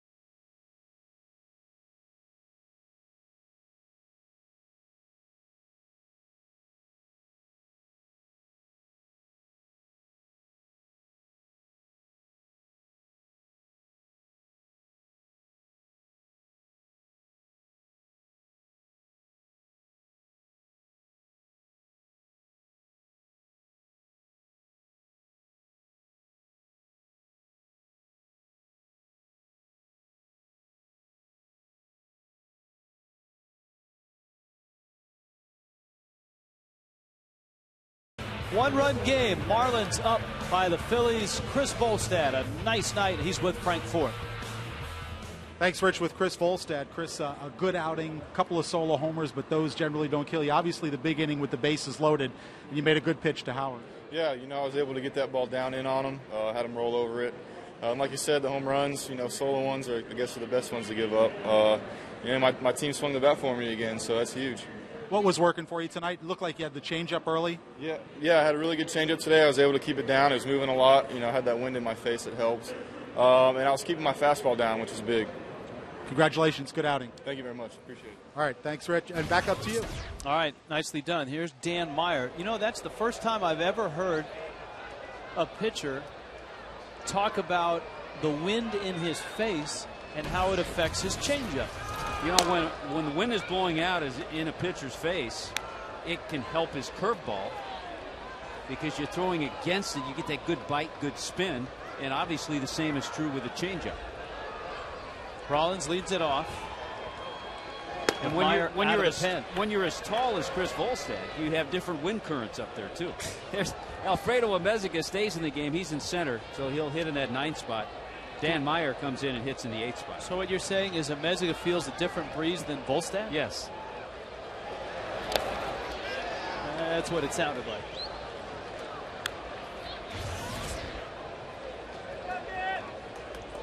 Dan Meyer, in his 7 previous outings, has done well and shown us that he goes right after hitters, and hitters are hitting 174 against him. Chop to third, Bonifacio. One out here in the 8th.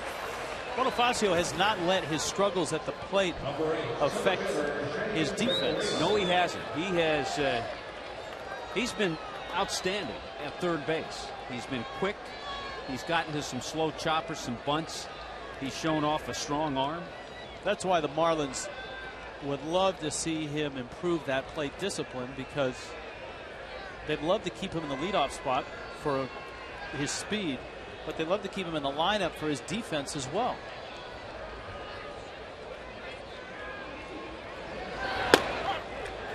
The other thing, bringing Meyer in, it flips these switch hitters over to the right side. And then after Victorino, you have a couple of lefties in Utley and Howard.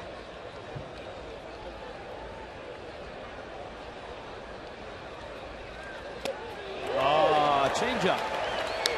0-2. Well, when you're aggressive and you throw a lot of strikes and use that cutter and fastball, all of a sudden this is a great equalizer, a good changeup.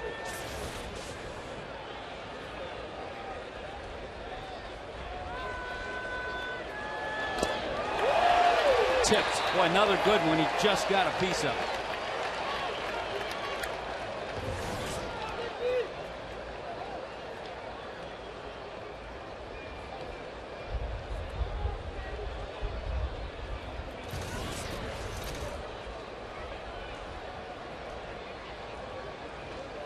Meyer first out of the bullpen tonight.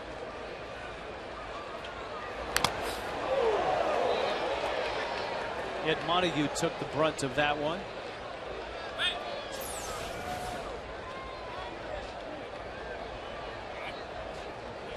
Right off that mask.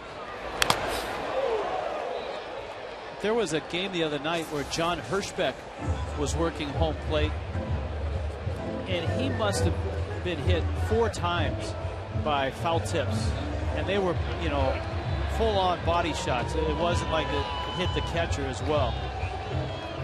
And Eddie Montague first came on staff as a National League umpire in 1976, so he's taken a few of those.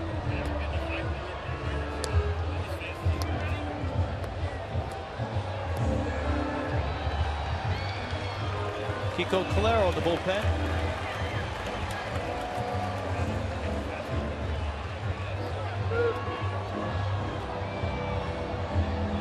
All is well for the men in blue.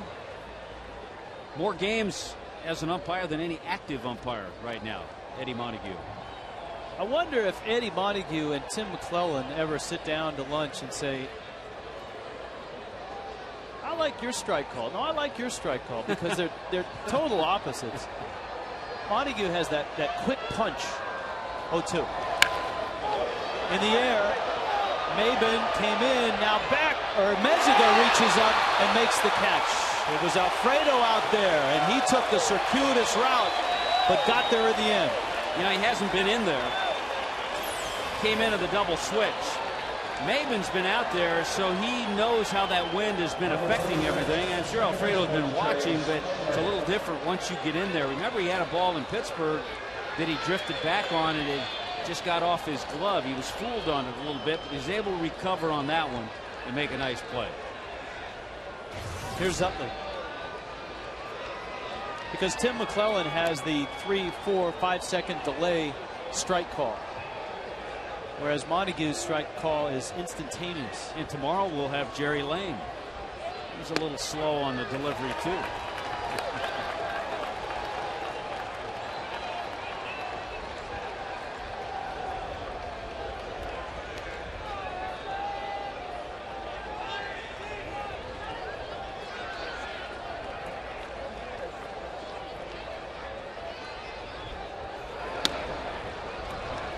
The half trying to get out of the way, and the other half of him says, oh, no, let's get that elbow out there and maybe get hit. Well, look at those career numbers against the Marlins.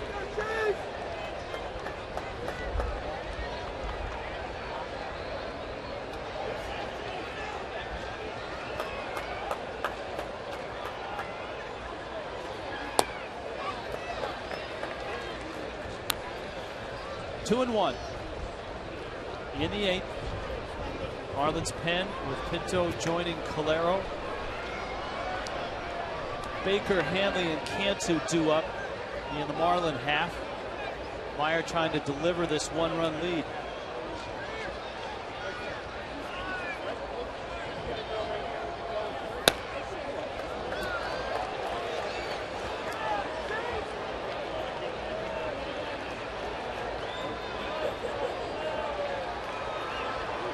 That one was about 415 feet worth of home run.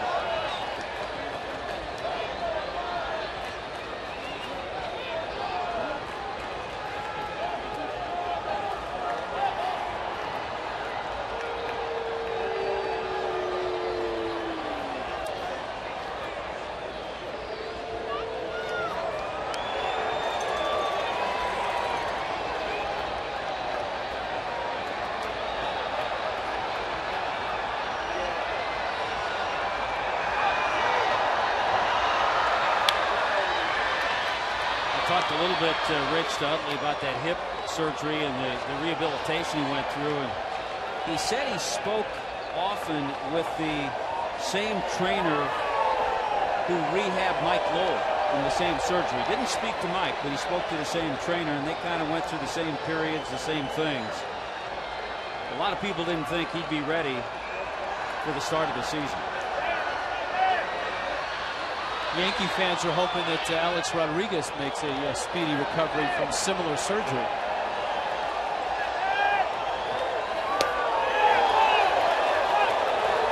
That's outside. Speaking of Mike Lowell, in that Boston ball game, here's a look at ball 4.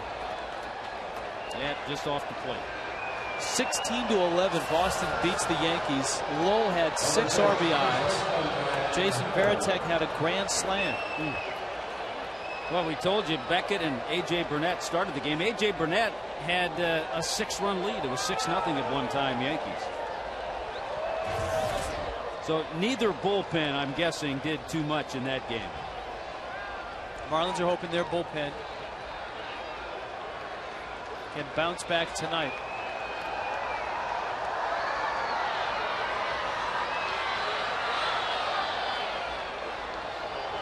One-run game. Howard waits. Cracks it up the middle. Bonifacio flips to Hanley. And Dan Meyer works a scoreless 8, 4-3 fifth.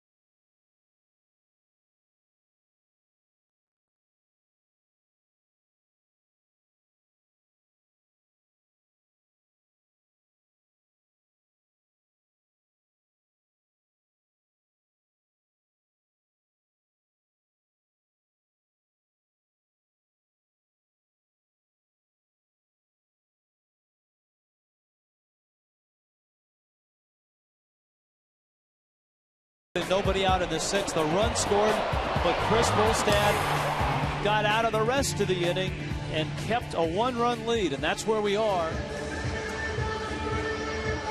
4-3, bottom 8. Well, more excitement at the ballpark tonight. Chad Durbin, big right-hander, comes in. Good sink with his fastball, cuts it. Sliders. Big, slow, breaking curveball.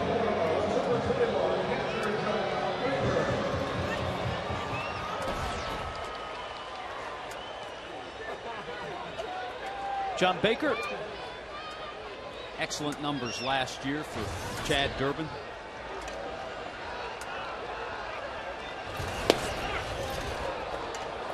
Yeah, those guys, Madsen and Durbin and Romero and Gordon, they're kind of like the Stu Sutcliffe of the Beatles. Remember the guy that used to be in the group? No longer. He didn't get any of the headlines. Jason Worth is there. And he makes the catch. Celebrate the start of the season with the Corona de Mayo bus as it cruises to your local grocery store or neighborhood cantina. Monday, the 4th, head out to Blondie's in the Elbow Room in Fort Lauderdale. Tuesday, the 5th, check out Corona de Mayo at La Covacha y Rosa Mexicana in Miami. Corona is the official beer of the timeout. Relax responsibly. Bring plenty of limes. There's Leo Nunez getting ready. You mentioned J.C. Romero, the left-hander who was tremendous. 81 games, a 2.75 ERA for the Phillies last year.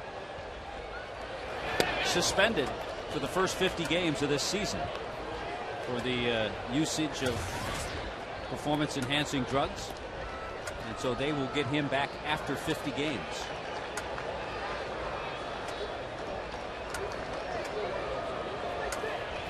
Hanley.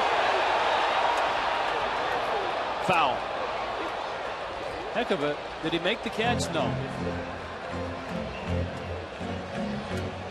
He had a chance.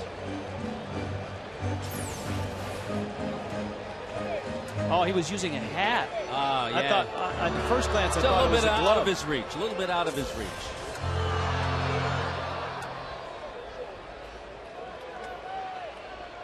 Hanley is now hit in 7 straight. He's 1 for 2.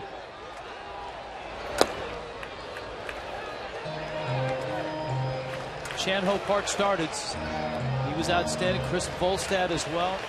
Both starters gave their managers 7 innings. Volstad struck out 6, walked 1.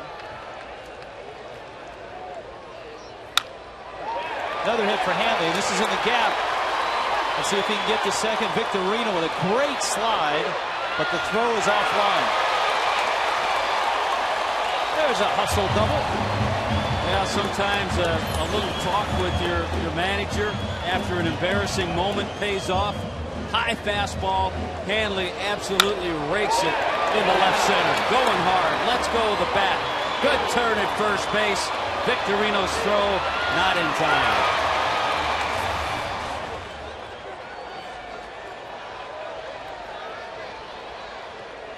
Seven doubles already.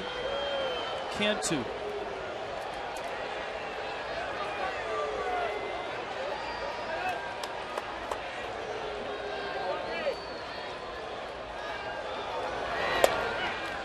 Whoa. Cantu said, are you kidding? A little questioning Jorge Cantu of Eddie Montague. Because he set up outside. Oh. Eddie missed that one. And he probably knows it.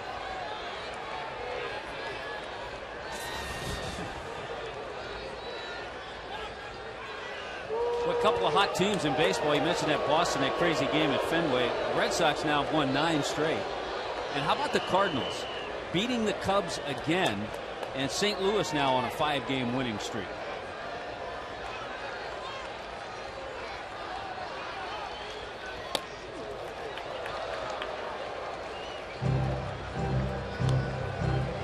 It's a big run out there.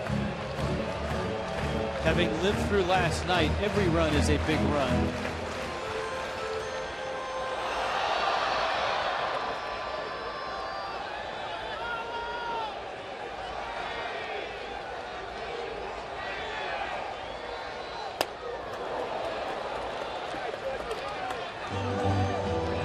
1-2 to Cantu.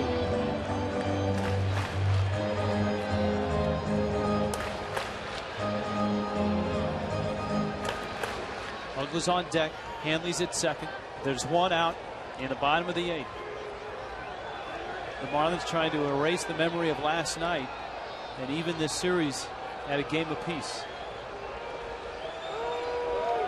And get themselves in a similar situation tonight. It's been a nice game, exciting game, and the crowd's been into it. Over 26,000, and they've had fun.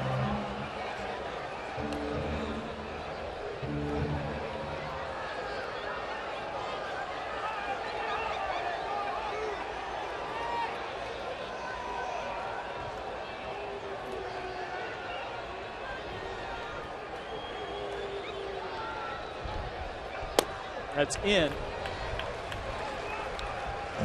2-2.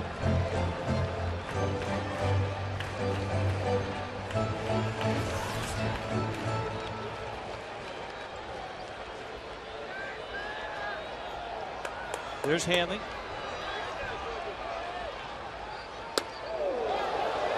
Up and in. Wait, he's come back with a couple of good fastballs in after a slider that he got Jorge to swing at. Now he's taking the count 3-2. Even though he's thrown a couple of fastballs in a row, you can't rule out slider here on this 3-2 pitch. We are hoping on Marlins Live after the ball game to have an announcement as to who is going to pitch tomorrow. Change up, Cantu swings and misses. You could see him grimace in pain. That left wrist is still very sore. Boy, that's just a good pitch. Backswing got a piece of Marson, the catcher, too. But yeah, you can see that wrist still bothering Jorge Cantu.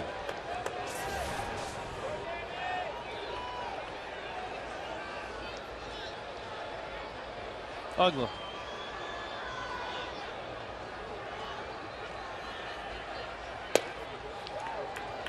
Uggla now leads the ball club with 16 RBIs, 4 home runs.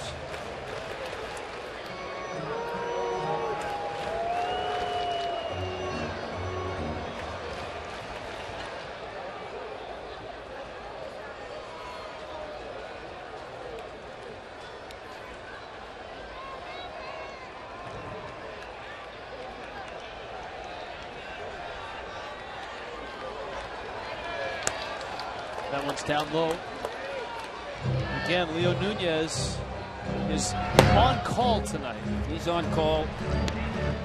Get a good chance. You'll see some of those left-handed bats coming off the bench. Dobbs for Charlie Manuel. Maybe a Matt Stairs appearance. Well, the Phillies, when they bat in the 9th, will have Worth, Ibanez, and Phillies. So you could see pinch hitters for Phillies and Marson even.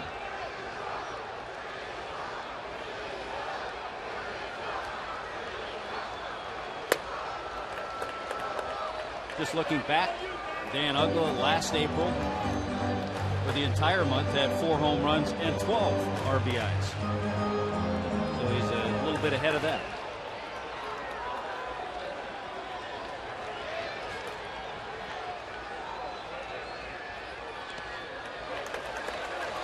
Tell you what, it didn't look like Durbin wanted to throw a strike today. That was the reaction last night after Uggla homered. Charlie Manuel's out of the dugout. Yeah, I'll get his lefty-lefty matchup.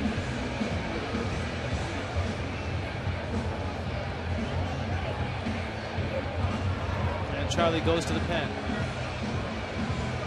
We'll step aside as well. Marlins trying to add on. Here's a Marooney called to the bullpen. When you need a car, truck or van, who you gonna call?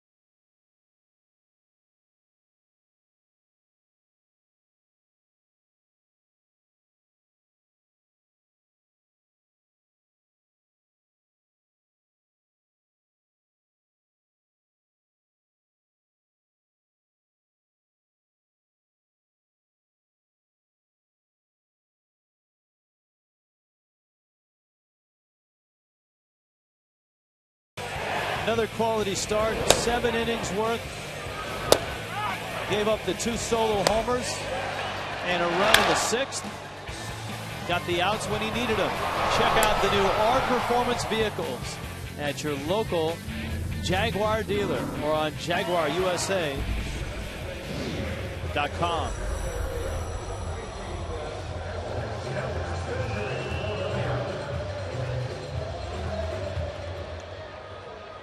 One-run game.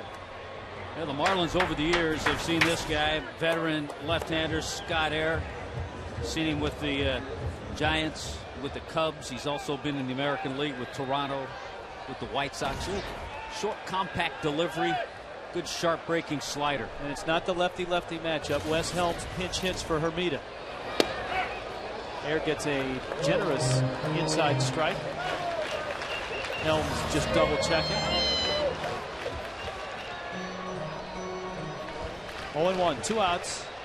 Hanley's at second, Ogla's at first. Well, Freddie makes this move, and then he'll put Brett Carroll in for defense in left field.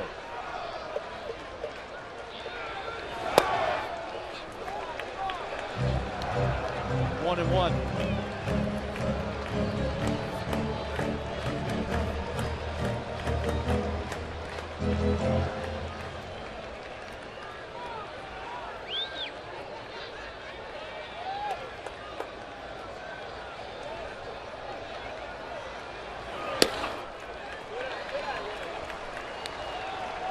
It's 2-1. Yeah, you know one thing, when Wes Helms goes up there, he usually gives whoever it is a good battle.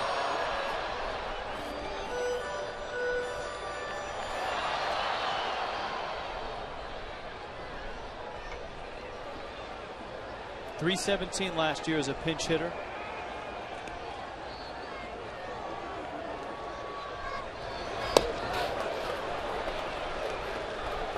Mad at himself for chasing that slider from him.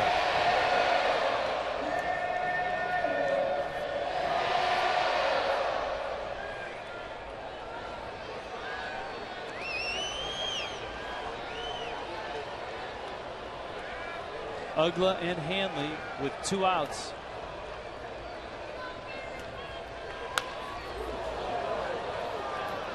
Two and two. Congratulations to the Heat, who have won tonight. Yeah, they're up 2-1 now in that series. For you fans that are switching over to this game, the Marlins have a 3-run homer from Jorge Cantu, a solo shot from Dan Ugla, 7 outstanding innings from Chris Volstad, and a 1-run lead in the 8th. And on a night where Matt Lindstrom is not available because of high pitch count, it looks like this is going to be Leo Nunez's game to save. Lindy.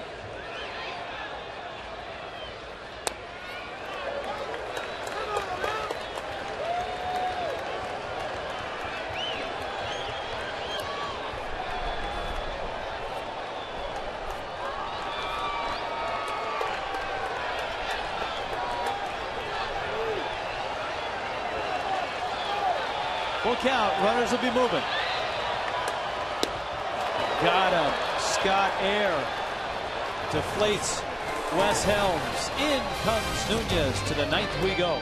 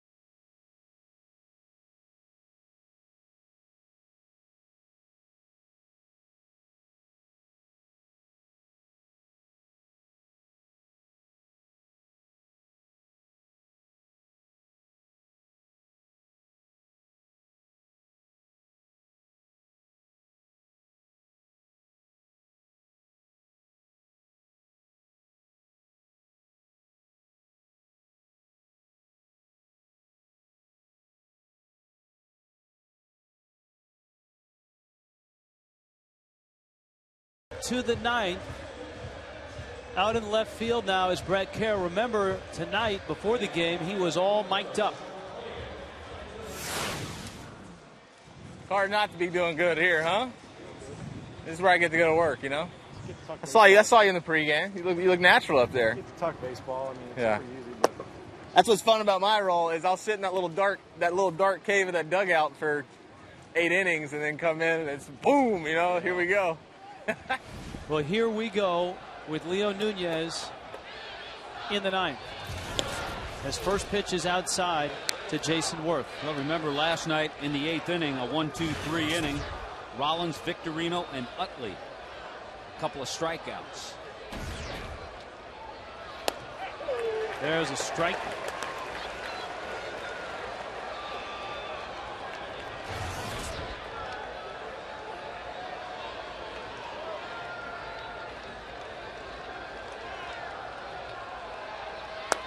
Leo Nunez has never saved a game in the big leagues. Yeah, you've got to go back to 2006 in Omaha in AAA. He had 5 saves that year.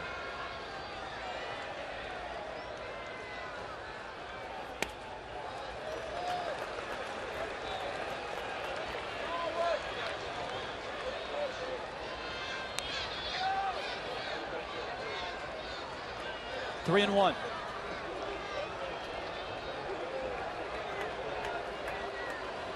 Closing out a game is a different beast.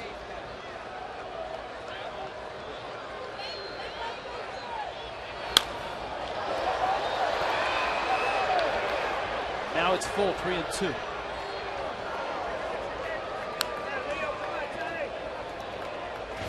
Our Toyota Trends.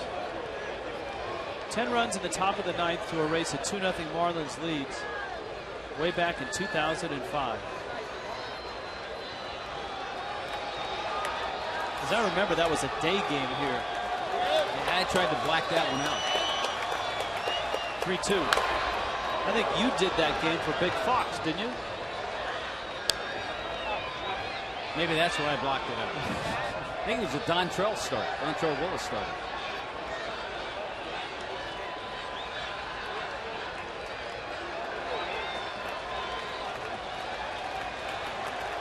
Three-two. Lost him.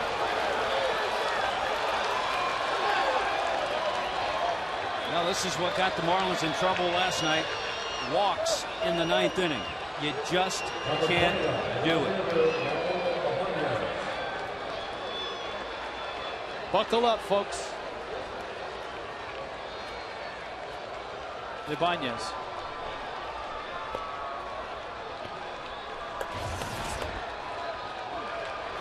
Jason Worth can steal a base if you're not careful.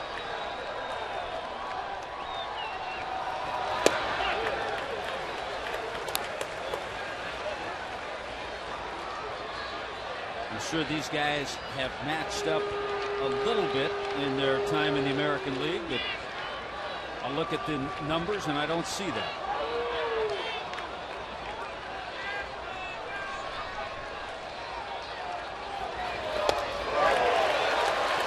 Good changeup. His changeup's about 85, 86, and his fastball's about 95, 96.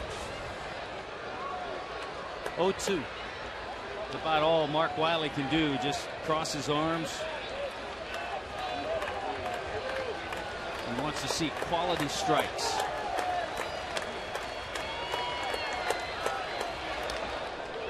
Now, as Freddie Gonzalez said last night, Matt Lindstrom is his closer. Lindstrom is off limits tonight. And Freddie said they have to see what Lindstrom can do in the role. Well, this is an opportunity for Nunez to at least show the Marlins what he might do in this role.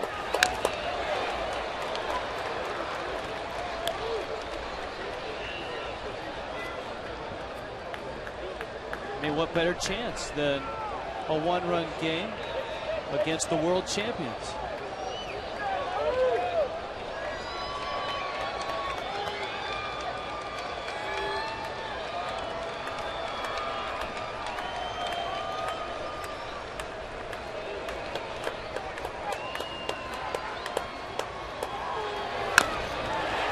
Well, he keeps fouling off that changeup. Leo Nunez keeps throwing Ibanez good ones.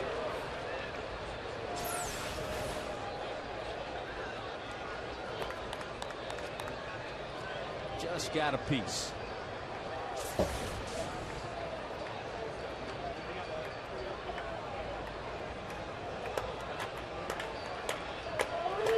Oh, 0-2 again.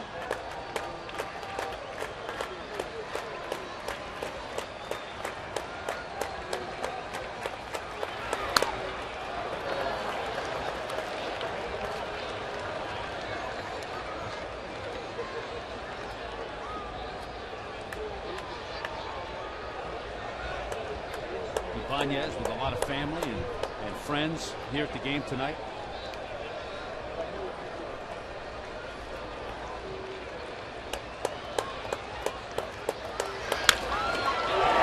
Into right field. That ball was hammered. Worth is going to get to third. And the Phillies have the tying run 90 feet away with nobody out in the 9th inning. And that leadoff walk ends up at third base on the great at bat by Raul Ibanez. He got another changeup. He had seen so many. He finally stayed back a little longer, got down on it. It was down. It was a good pitch, and drilled it into right field. And the speed of Worth got him over to third base.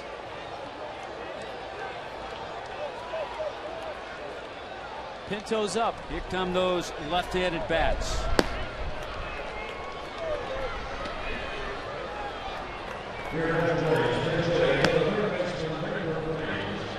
Raul Ibanez, by the way, this is the 9th game that he's played against the Marlins. A little bit in interleague and then these games with the Phillies. He has a 9-game hitting streak against the Marlins. So the Marlins have yet to hold Raul Ibanez hitless.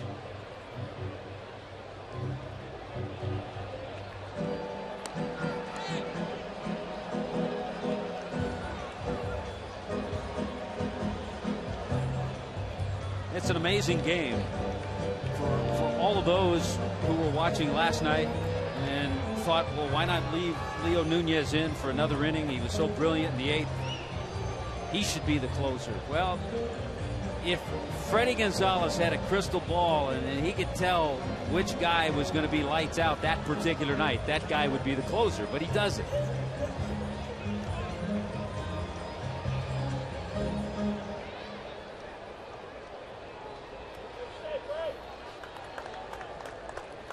Dodds is the first of those left-handed bats. Marlins infield is going to give up a run for a shot at a double play.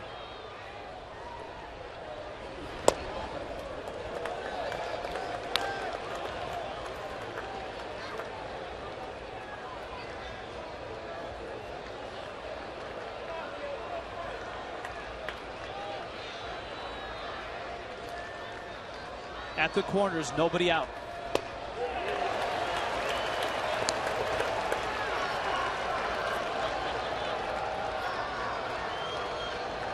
He was the best in baseball pinch hitting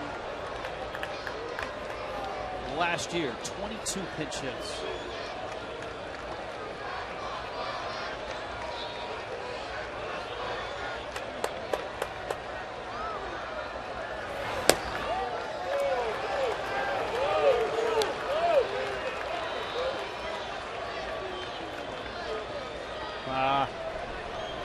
Lidge is up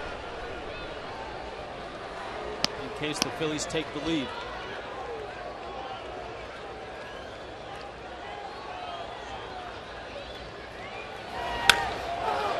Pulled. Foul. Now Nunez. This is where you'd like to, because Nunez is a strikeout type pitcher. You'd like to see him get the strikeout. He has to decide, does he want to do it with the changeup or with the fastball? That last pitch was a changeup that Dobbs was out in front of and pulled way foul.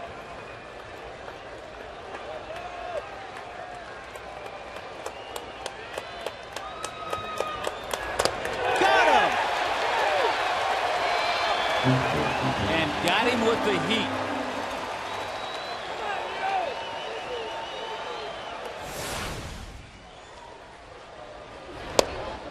Misses inside first pitch. Good fastball for strike one.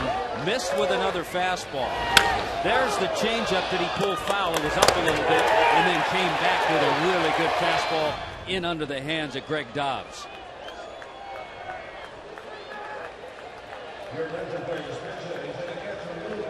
Matt Stairs now. Stairs had a roll last night, and Freddie's coming out of the dugout, and he's going to go get the lefty, Raniel Pinto. So a big spot for Pinto as Freddie matches up with Stairs coming in. Runners at the corners, a one-run lead, game in the balance. A Maroney called to the bullpen.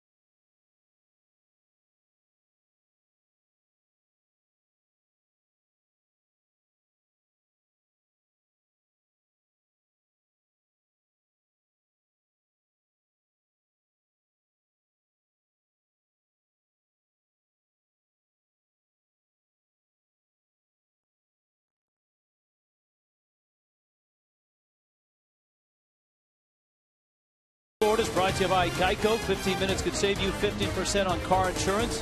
Visit us at geico.com or call 1-800-947-AUTO. By Tobacco Free Florida. Need help to quit smoking? Call the Quit line, 1-877-YOU-CAN-NOW, for counseling, information, and tips on how to succeed. And by Honda South Florida. Visit your South Florida Honda dealers online, sfhondadealers.com, to find a deal on fuel-efficient Hondas. Well, Raniel Pinto got Matt Stairs out of there, because Charlie Manuel now is sending up Eric Bruntlett, right-handed hitter, to face Pinto. Well, Pinto is armed with that changeup, which makes him effective. And at times last year, he was more effective against righties than lefties. Tougher guy to double up, though, Bruntlett is, compared to a Matt Stairs. And a guy who's versatile. You wouldn't really think squeeze here. You would if you were at home, if you were the Phillies. But a guy who's a little more versatile at the plate than Stairs. Of course, Pinto can bounce that changeup up there, which has got to be in the back of John Baker's mind. Here we go. Bruntlett against Pinto. Strike one.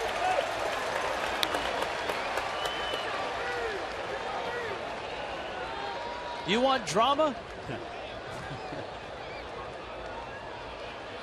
Pinto with just 2 career saves. Worth and Ibanez at the corners. There's the ball in the dirt, and it doesn't score Worth, but it ruins the shot at a double play. Yeah, it was a good block by John Baker. He couldn't pick it up. He didn't see where it was. Pinto finally came in and got it, but in the meantime, Ibanez got to second base. Not an easy one. He gets his body in front of it. He doesn't find it right away. But alertly, Ibanez gets to second, and as you said, Rich, that erases that double play possibility. Wild pitch. And if you play the infield in, you open up the chance for the Phillies to take the lead with a little ground ball sneaking through. So still the infield stays back. He's got a couple strikes now on Bruntlett with 1 out. The tying run is 90 feet away. Out at second is the go-ahead run. Chris Coast on deck. Kiko Calero is getting ready. 1-2. Slow tapper. Bonifacio to first in time. The game is tied. Had it been hit a little harder, he might have had a shot at the plate. But Worth runs well, and he got a good break on the ball. Yeah, and I think that's the difference in a guy like Bruntlett. He's going to make more contact than Stairs, and he's got much better speed. And you're right, the contact, the out, he gets the RBI, he ties the game, and in the meantime, Ibanez gets over to third base. But that leadoff walk scores.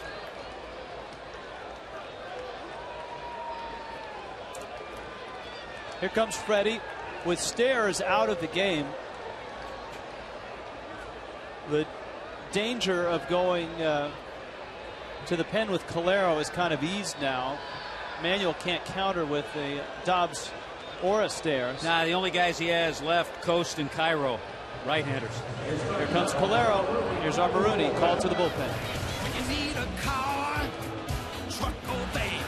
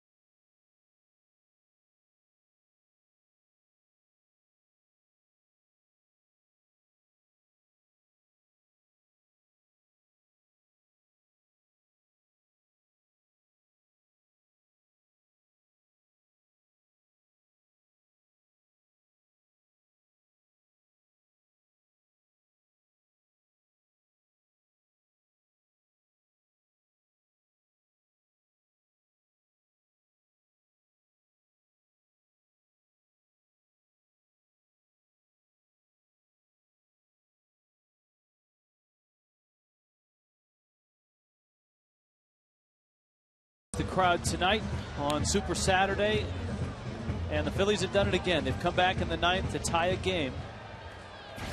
Kiko Calero will try to keep it right there. For the runner at third base, Chris Coast, the pinch hitter. There's Ibanez. Again, you always have to be alive with that slider in the dirt. John Baker will have his work cut out for him, trying to block pitches. And Calero will go after Coast.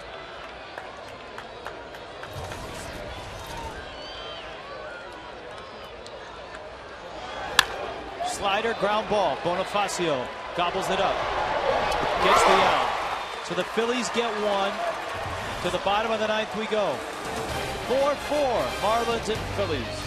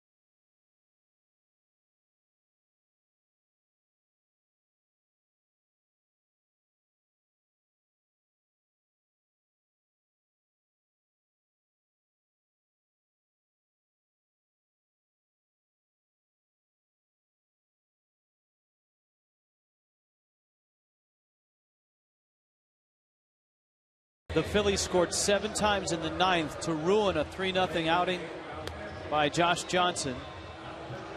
Tonight, the Phillies get a run in the 9th, so Chris Volstad can't win the game. Chris Coe stays in the game. He's behind the plate.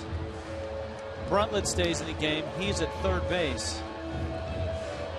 And the Phillies dip into their bullpen a little further. The guy that they saw last night, Ryan Madsen.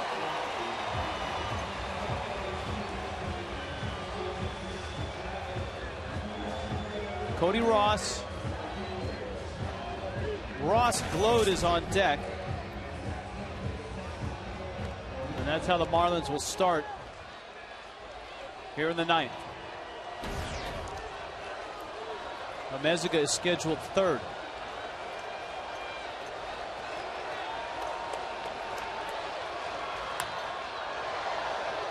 Ross went after the high fastball.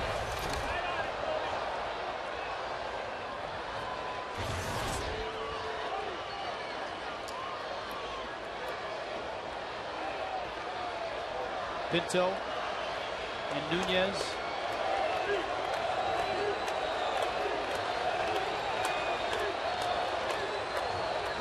Good changeup. Yeah, we saw Madsen last night, as you mentioned, Rich. He's got that good changeup, kind of fades away to lefties. Good live arm, good fastball, too.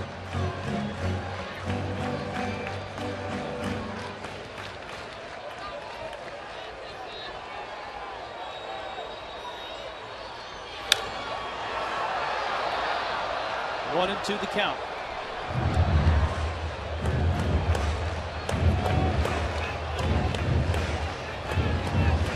Glode.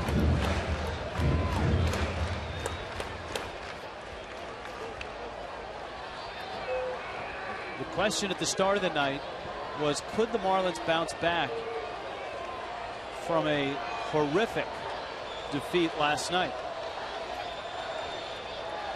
And for 8.5 innings, it looked like they would. Well, I'll tell you the tough part. You get 2 young pitchers pitch their tails off and pitch great ball games, and they come up empty. Josh Johnson and Chris Volstad. And all you can ask out of that starter, 7-8 strong innings, and they gave that. And they each have come away with a no decision.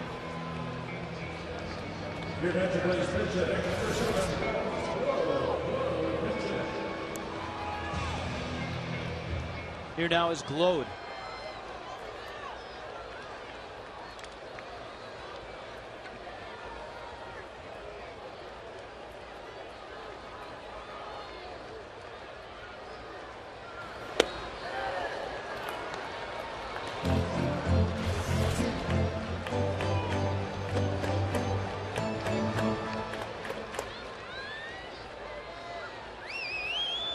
Oh-1. Madsen is right out in front, 0-2.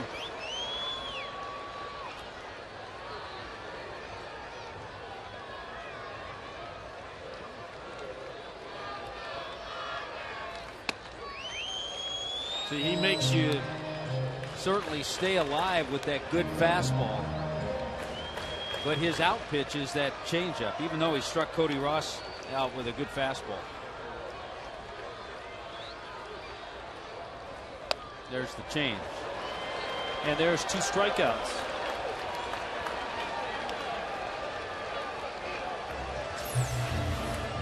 After that high fastball, this is just a devastating pitch. Changeup just fading away to a left-hander.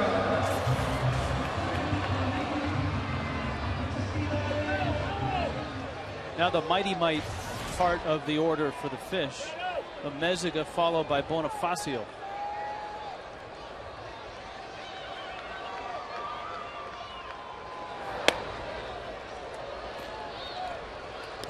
Kensing in the bullpen.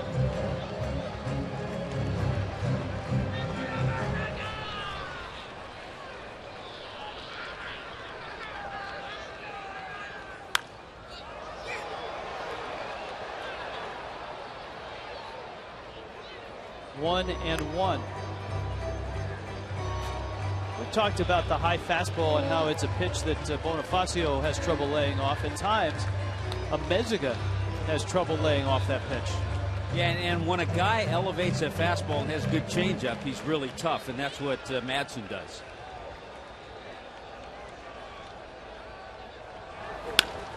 Alfredo lines it into right field.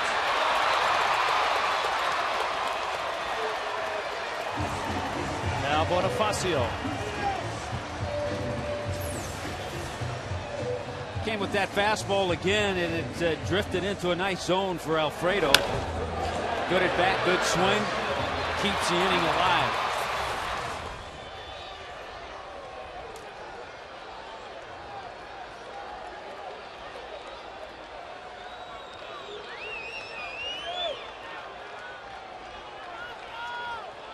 Bonifacio tonight 0 for 4.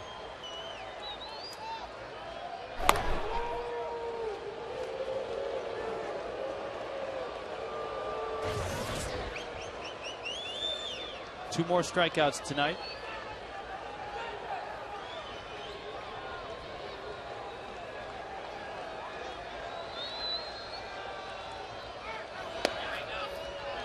Alfredo bluffed. 1-0. And 19 strikeouts on the year for Bonifacio. And after that unbelievable start, he's just 6 for his last 49. Madsen misses.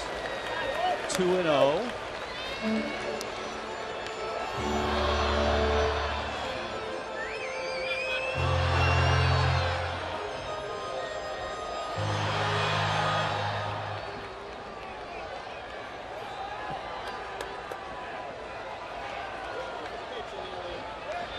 Amezaga bluffs, and Bonifacio has a rip at a 2-0 pitch.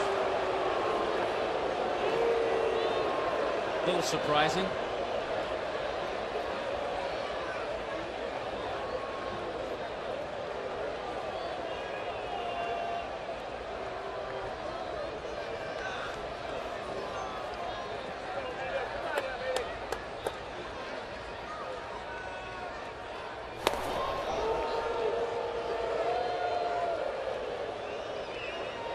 Amezaga can steal a base, though he certainly is not the most accomplished base stealer that the Marlins have.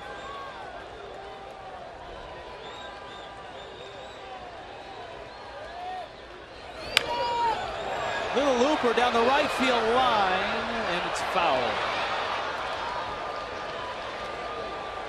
Yeah, Alfredo a few years ago in 06 for the Marlins had 20 stolen bases, was 8 out of 10 in that department last year, and those are his career numbers. Of course, Alfredo came up first to the major leagues with the Angels back in 02, briefly with the Rockies in 05, and briefly with Pittsburgh.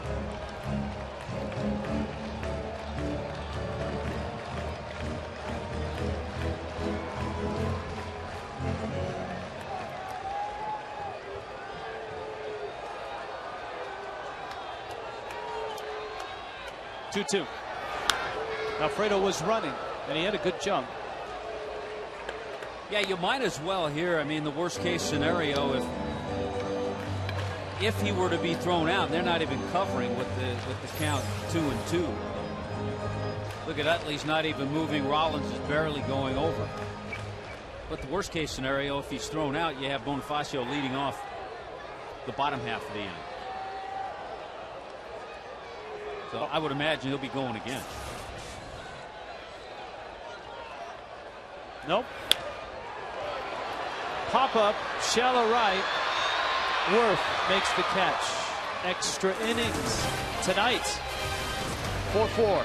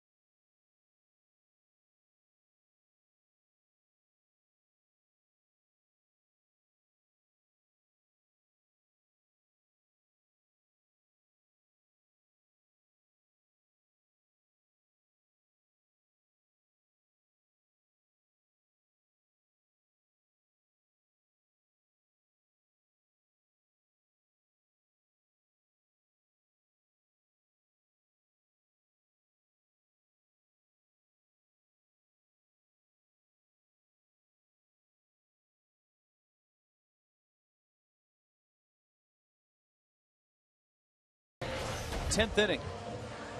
Phillies and Marlins. And the Marlins have already gone pretty deep in their bullpen. And they're going to have to go a little deeper. And each team just with one bench player left. So here's Logan Kensing now to start this 10th inning. Yeah, the Marlins went through Nunez, Pinto, and Calero in the 9th. And now it's up to Kensing to try to keep it a tie.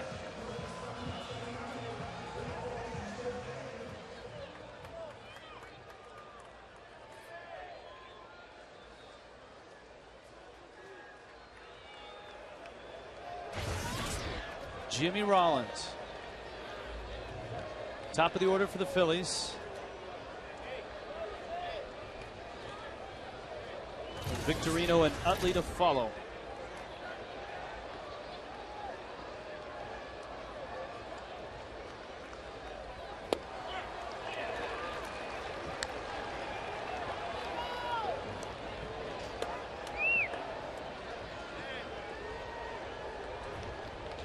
Just a little surprised that we're not seeing Kiko Calero out there again. He only threw one pitch to get out of the 9th.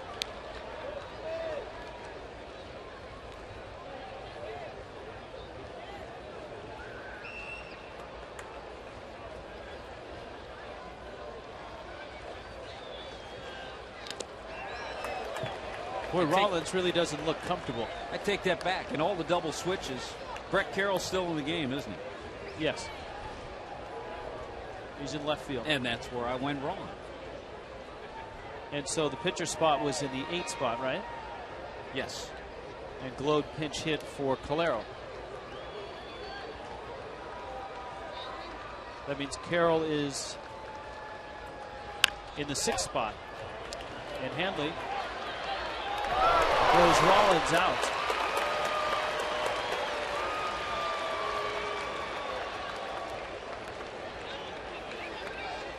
There you got last night's hero up next.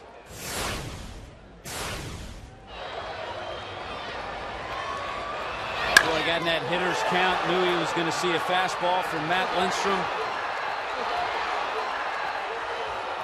And a grand slam.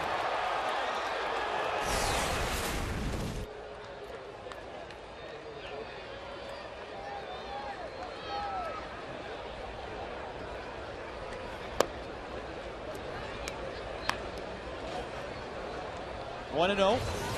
Victorino. Tripled in the first.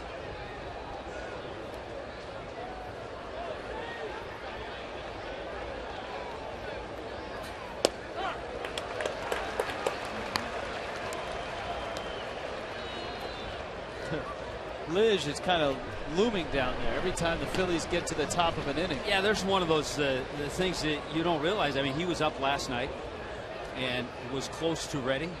He was up a couple of innings ago.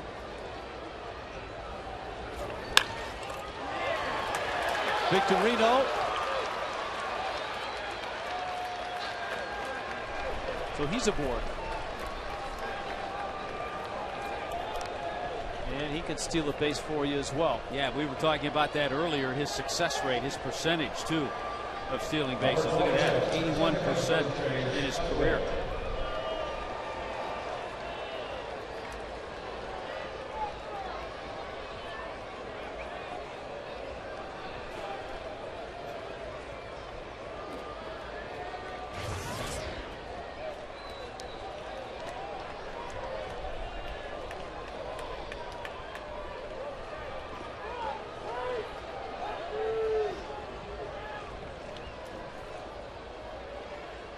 Kensing to Utley. Victorino stumbled. Looked like he was going to run. Yeah, he's kind of looking out there at the dirt.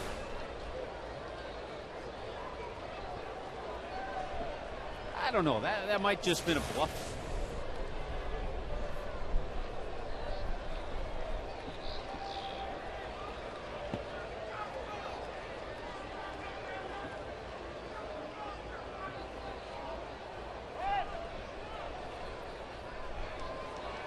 Chase Utley may lead the National League in calling timeout at home plate. Part of that's because he has Rollins and Victorino ahead of him.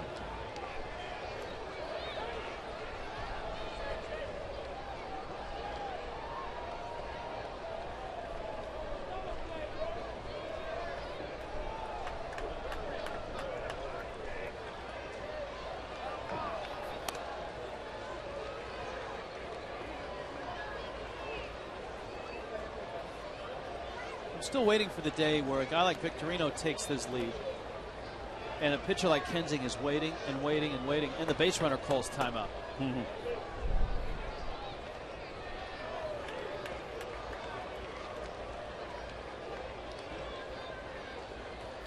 He's running. Ball gets by Baker.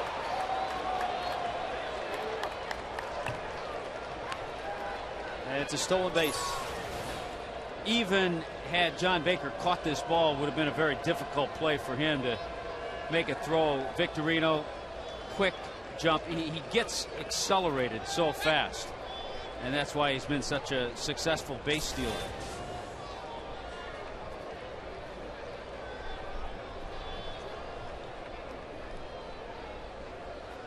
He's 3 for 3 this year.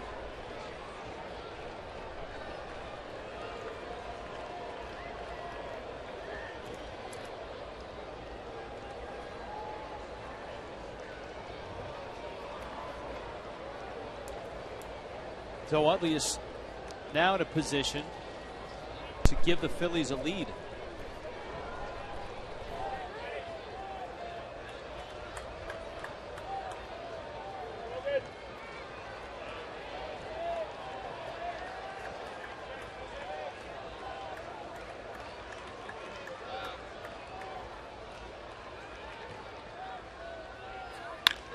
Up the middle by Hanley into center.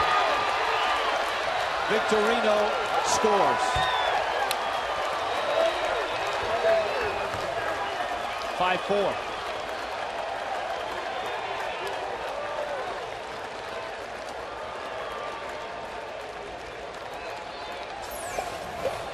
You got the world champs, and they do these things right. That ball was scorched by Utley. It's a do or die play by Hanley. He can't pick it. And no problem for Victorino scoring.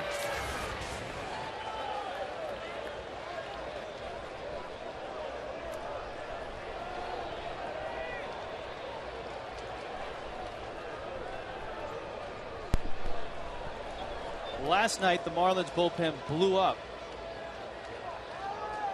Tonight, it's kind of fizzling out.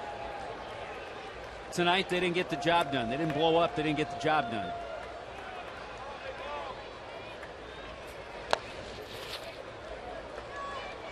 And it's one of the fears that you had in the spring, knowing that you had such a good young starting rotation, youngest starting rotation in the National League, was to have young guys go out there and give you good games and then not be able to rely on that bullpen to close them out.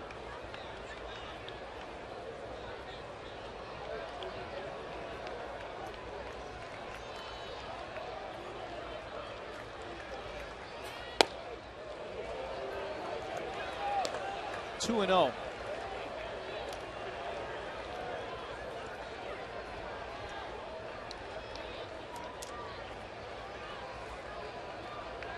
See what he's done against the Marlins.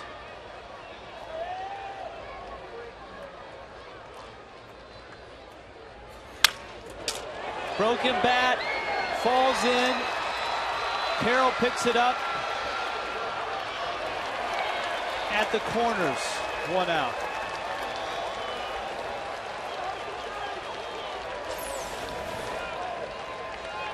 Just off the end of the bat, and of course with everybody playing him over to pull, he doesn't hit many balls that way. Brett Carroll gets there quickly, but didn't have a play at third as Utley got over there with that head first slide.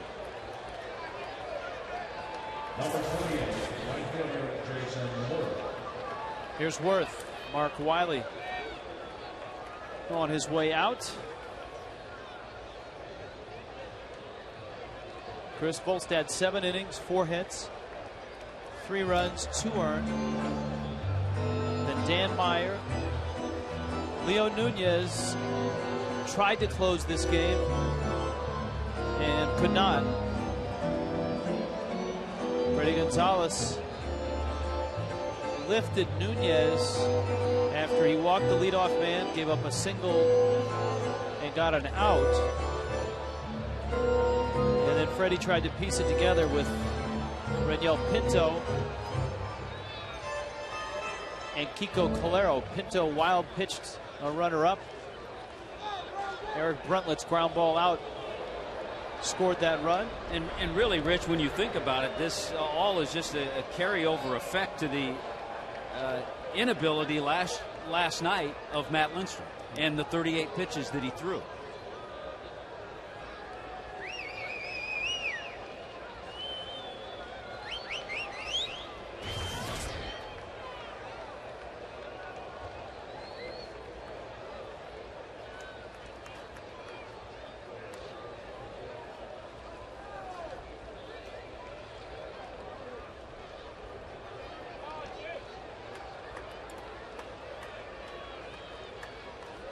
Here's Worth.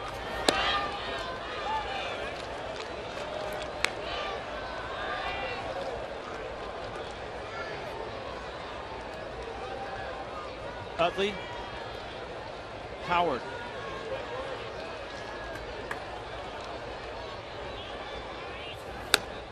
This is Washington Nationals in reverse. Those 3 ninth-inning wins that Freddie saw his ball club put together. He knows what Manny Active felt like now. Freddie really doesn't have too many places to go if Kensing can't get it done here.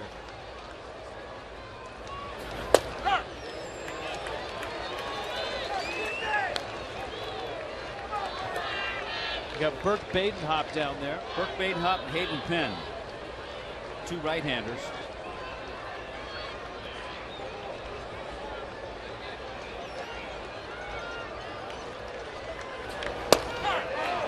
Good breaking ball. And the hopper is up. And of course, a move will have to be made after the game when it's announced who will be pitching for the Marlins tomorrow.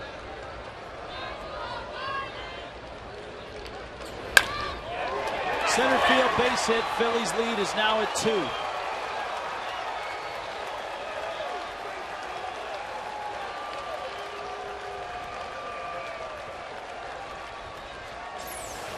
And remember, Logan Kensing got the first out of the inning. Fastball right down the middle of the plate.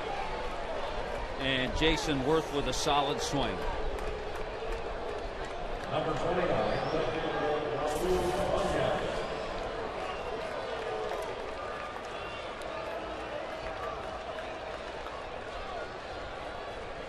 Now it's Ibanez.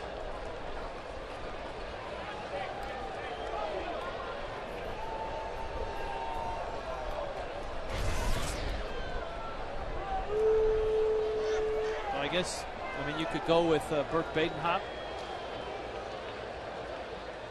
or Hayden Penn. Maybe Albita could give you an inning or 2.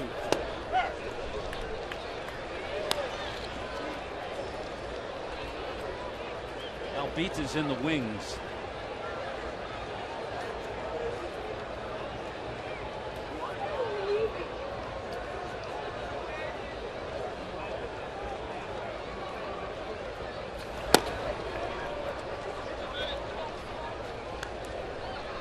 One and one.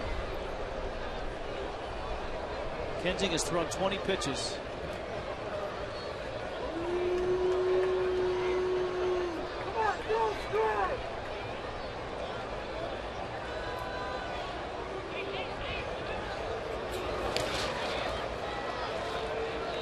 And it's 2-1. He keeps getting himself in fastball counts. And that's what happened last night to Matt Lindstrom. And the Phillies are a team that just absolutely will eat you alive. If you keep trying to overthrow the slider, you're going to miss badly the way Logan has, and then you have to come with that fastball. And he has a good fastball when they know it's coming. Big league hitters hit it.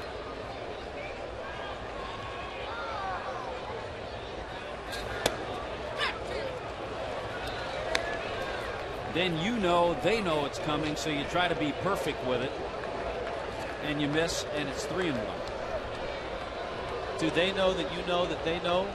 They know. And I know. He knows.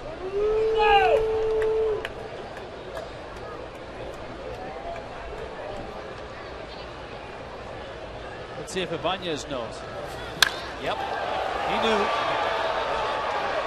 He missed it, though, and that's good. He got under it. Look at the route, Alfredo. Alfredo must have run 100 feet to get to that ball. The wind playing tricks without center field. Fastball, again, middle of the plate. There goes Alfredo.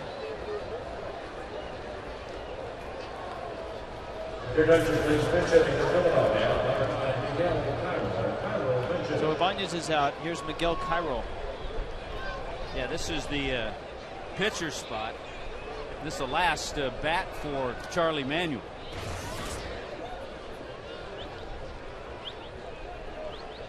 Veteran reserve player. Been around a long time.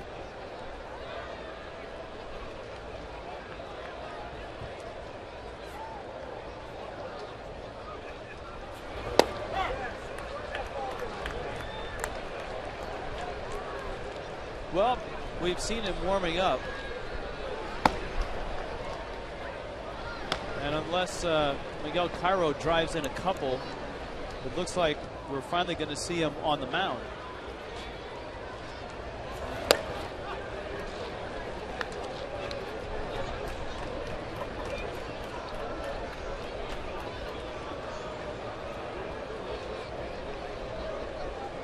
Well, the crowd's been deflated too. You can just feel it.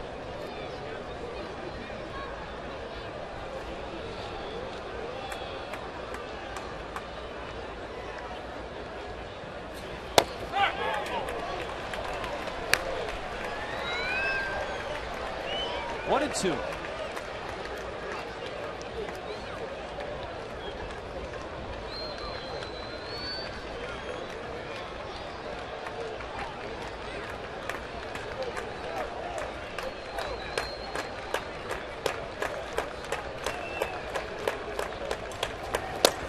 Got him. But the Phillies strike twice. 4 consecutive base hits. Victorino, Utley, Howard, Worth. It adds up to 6-4.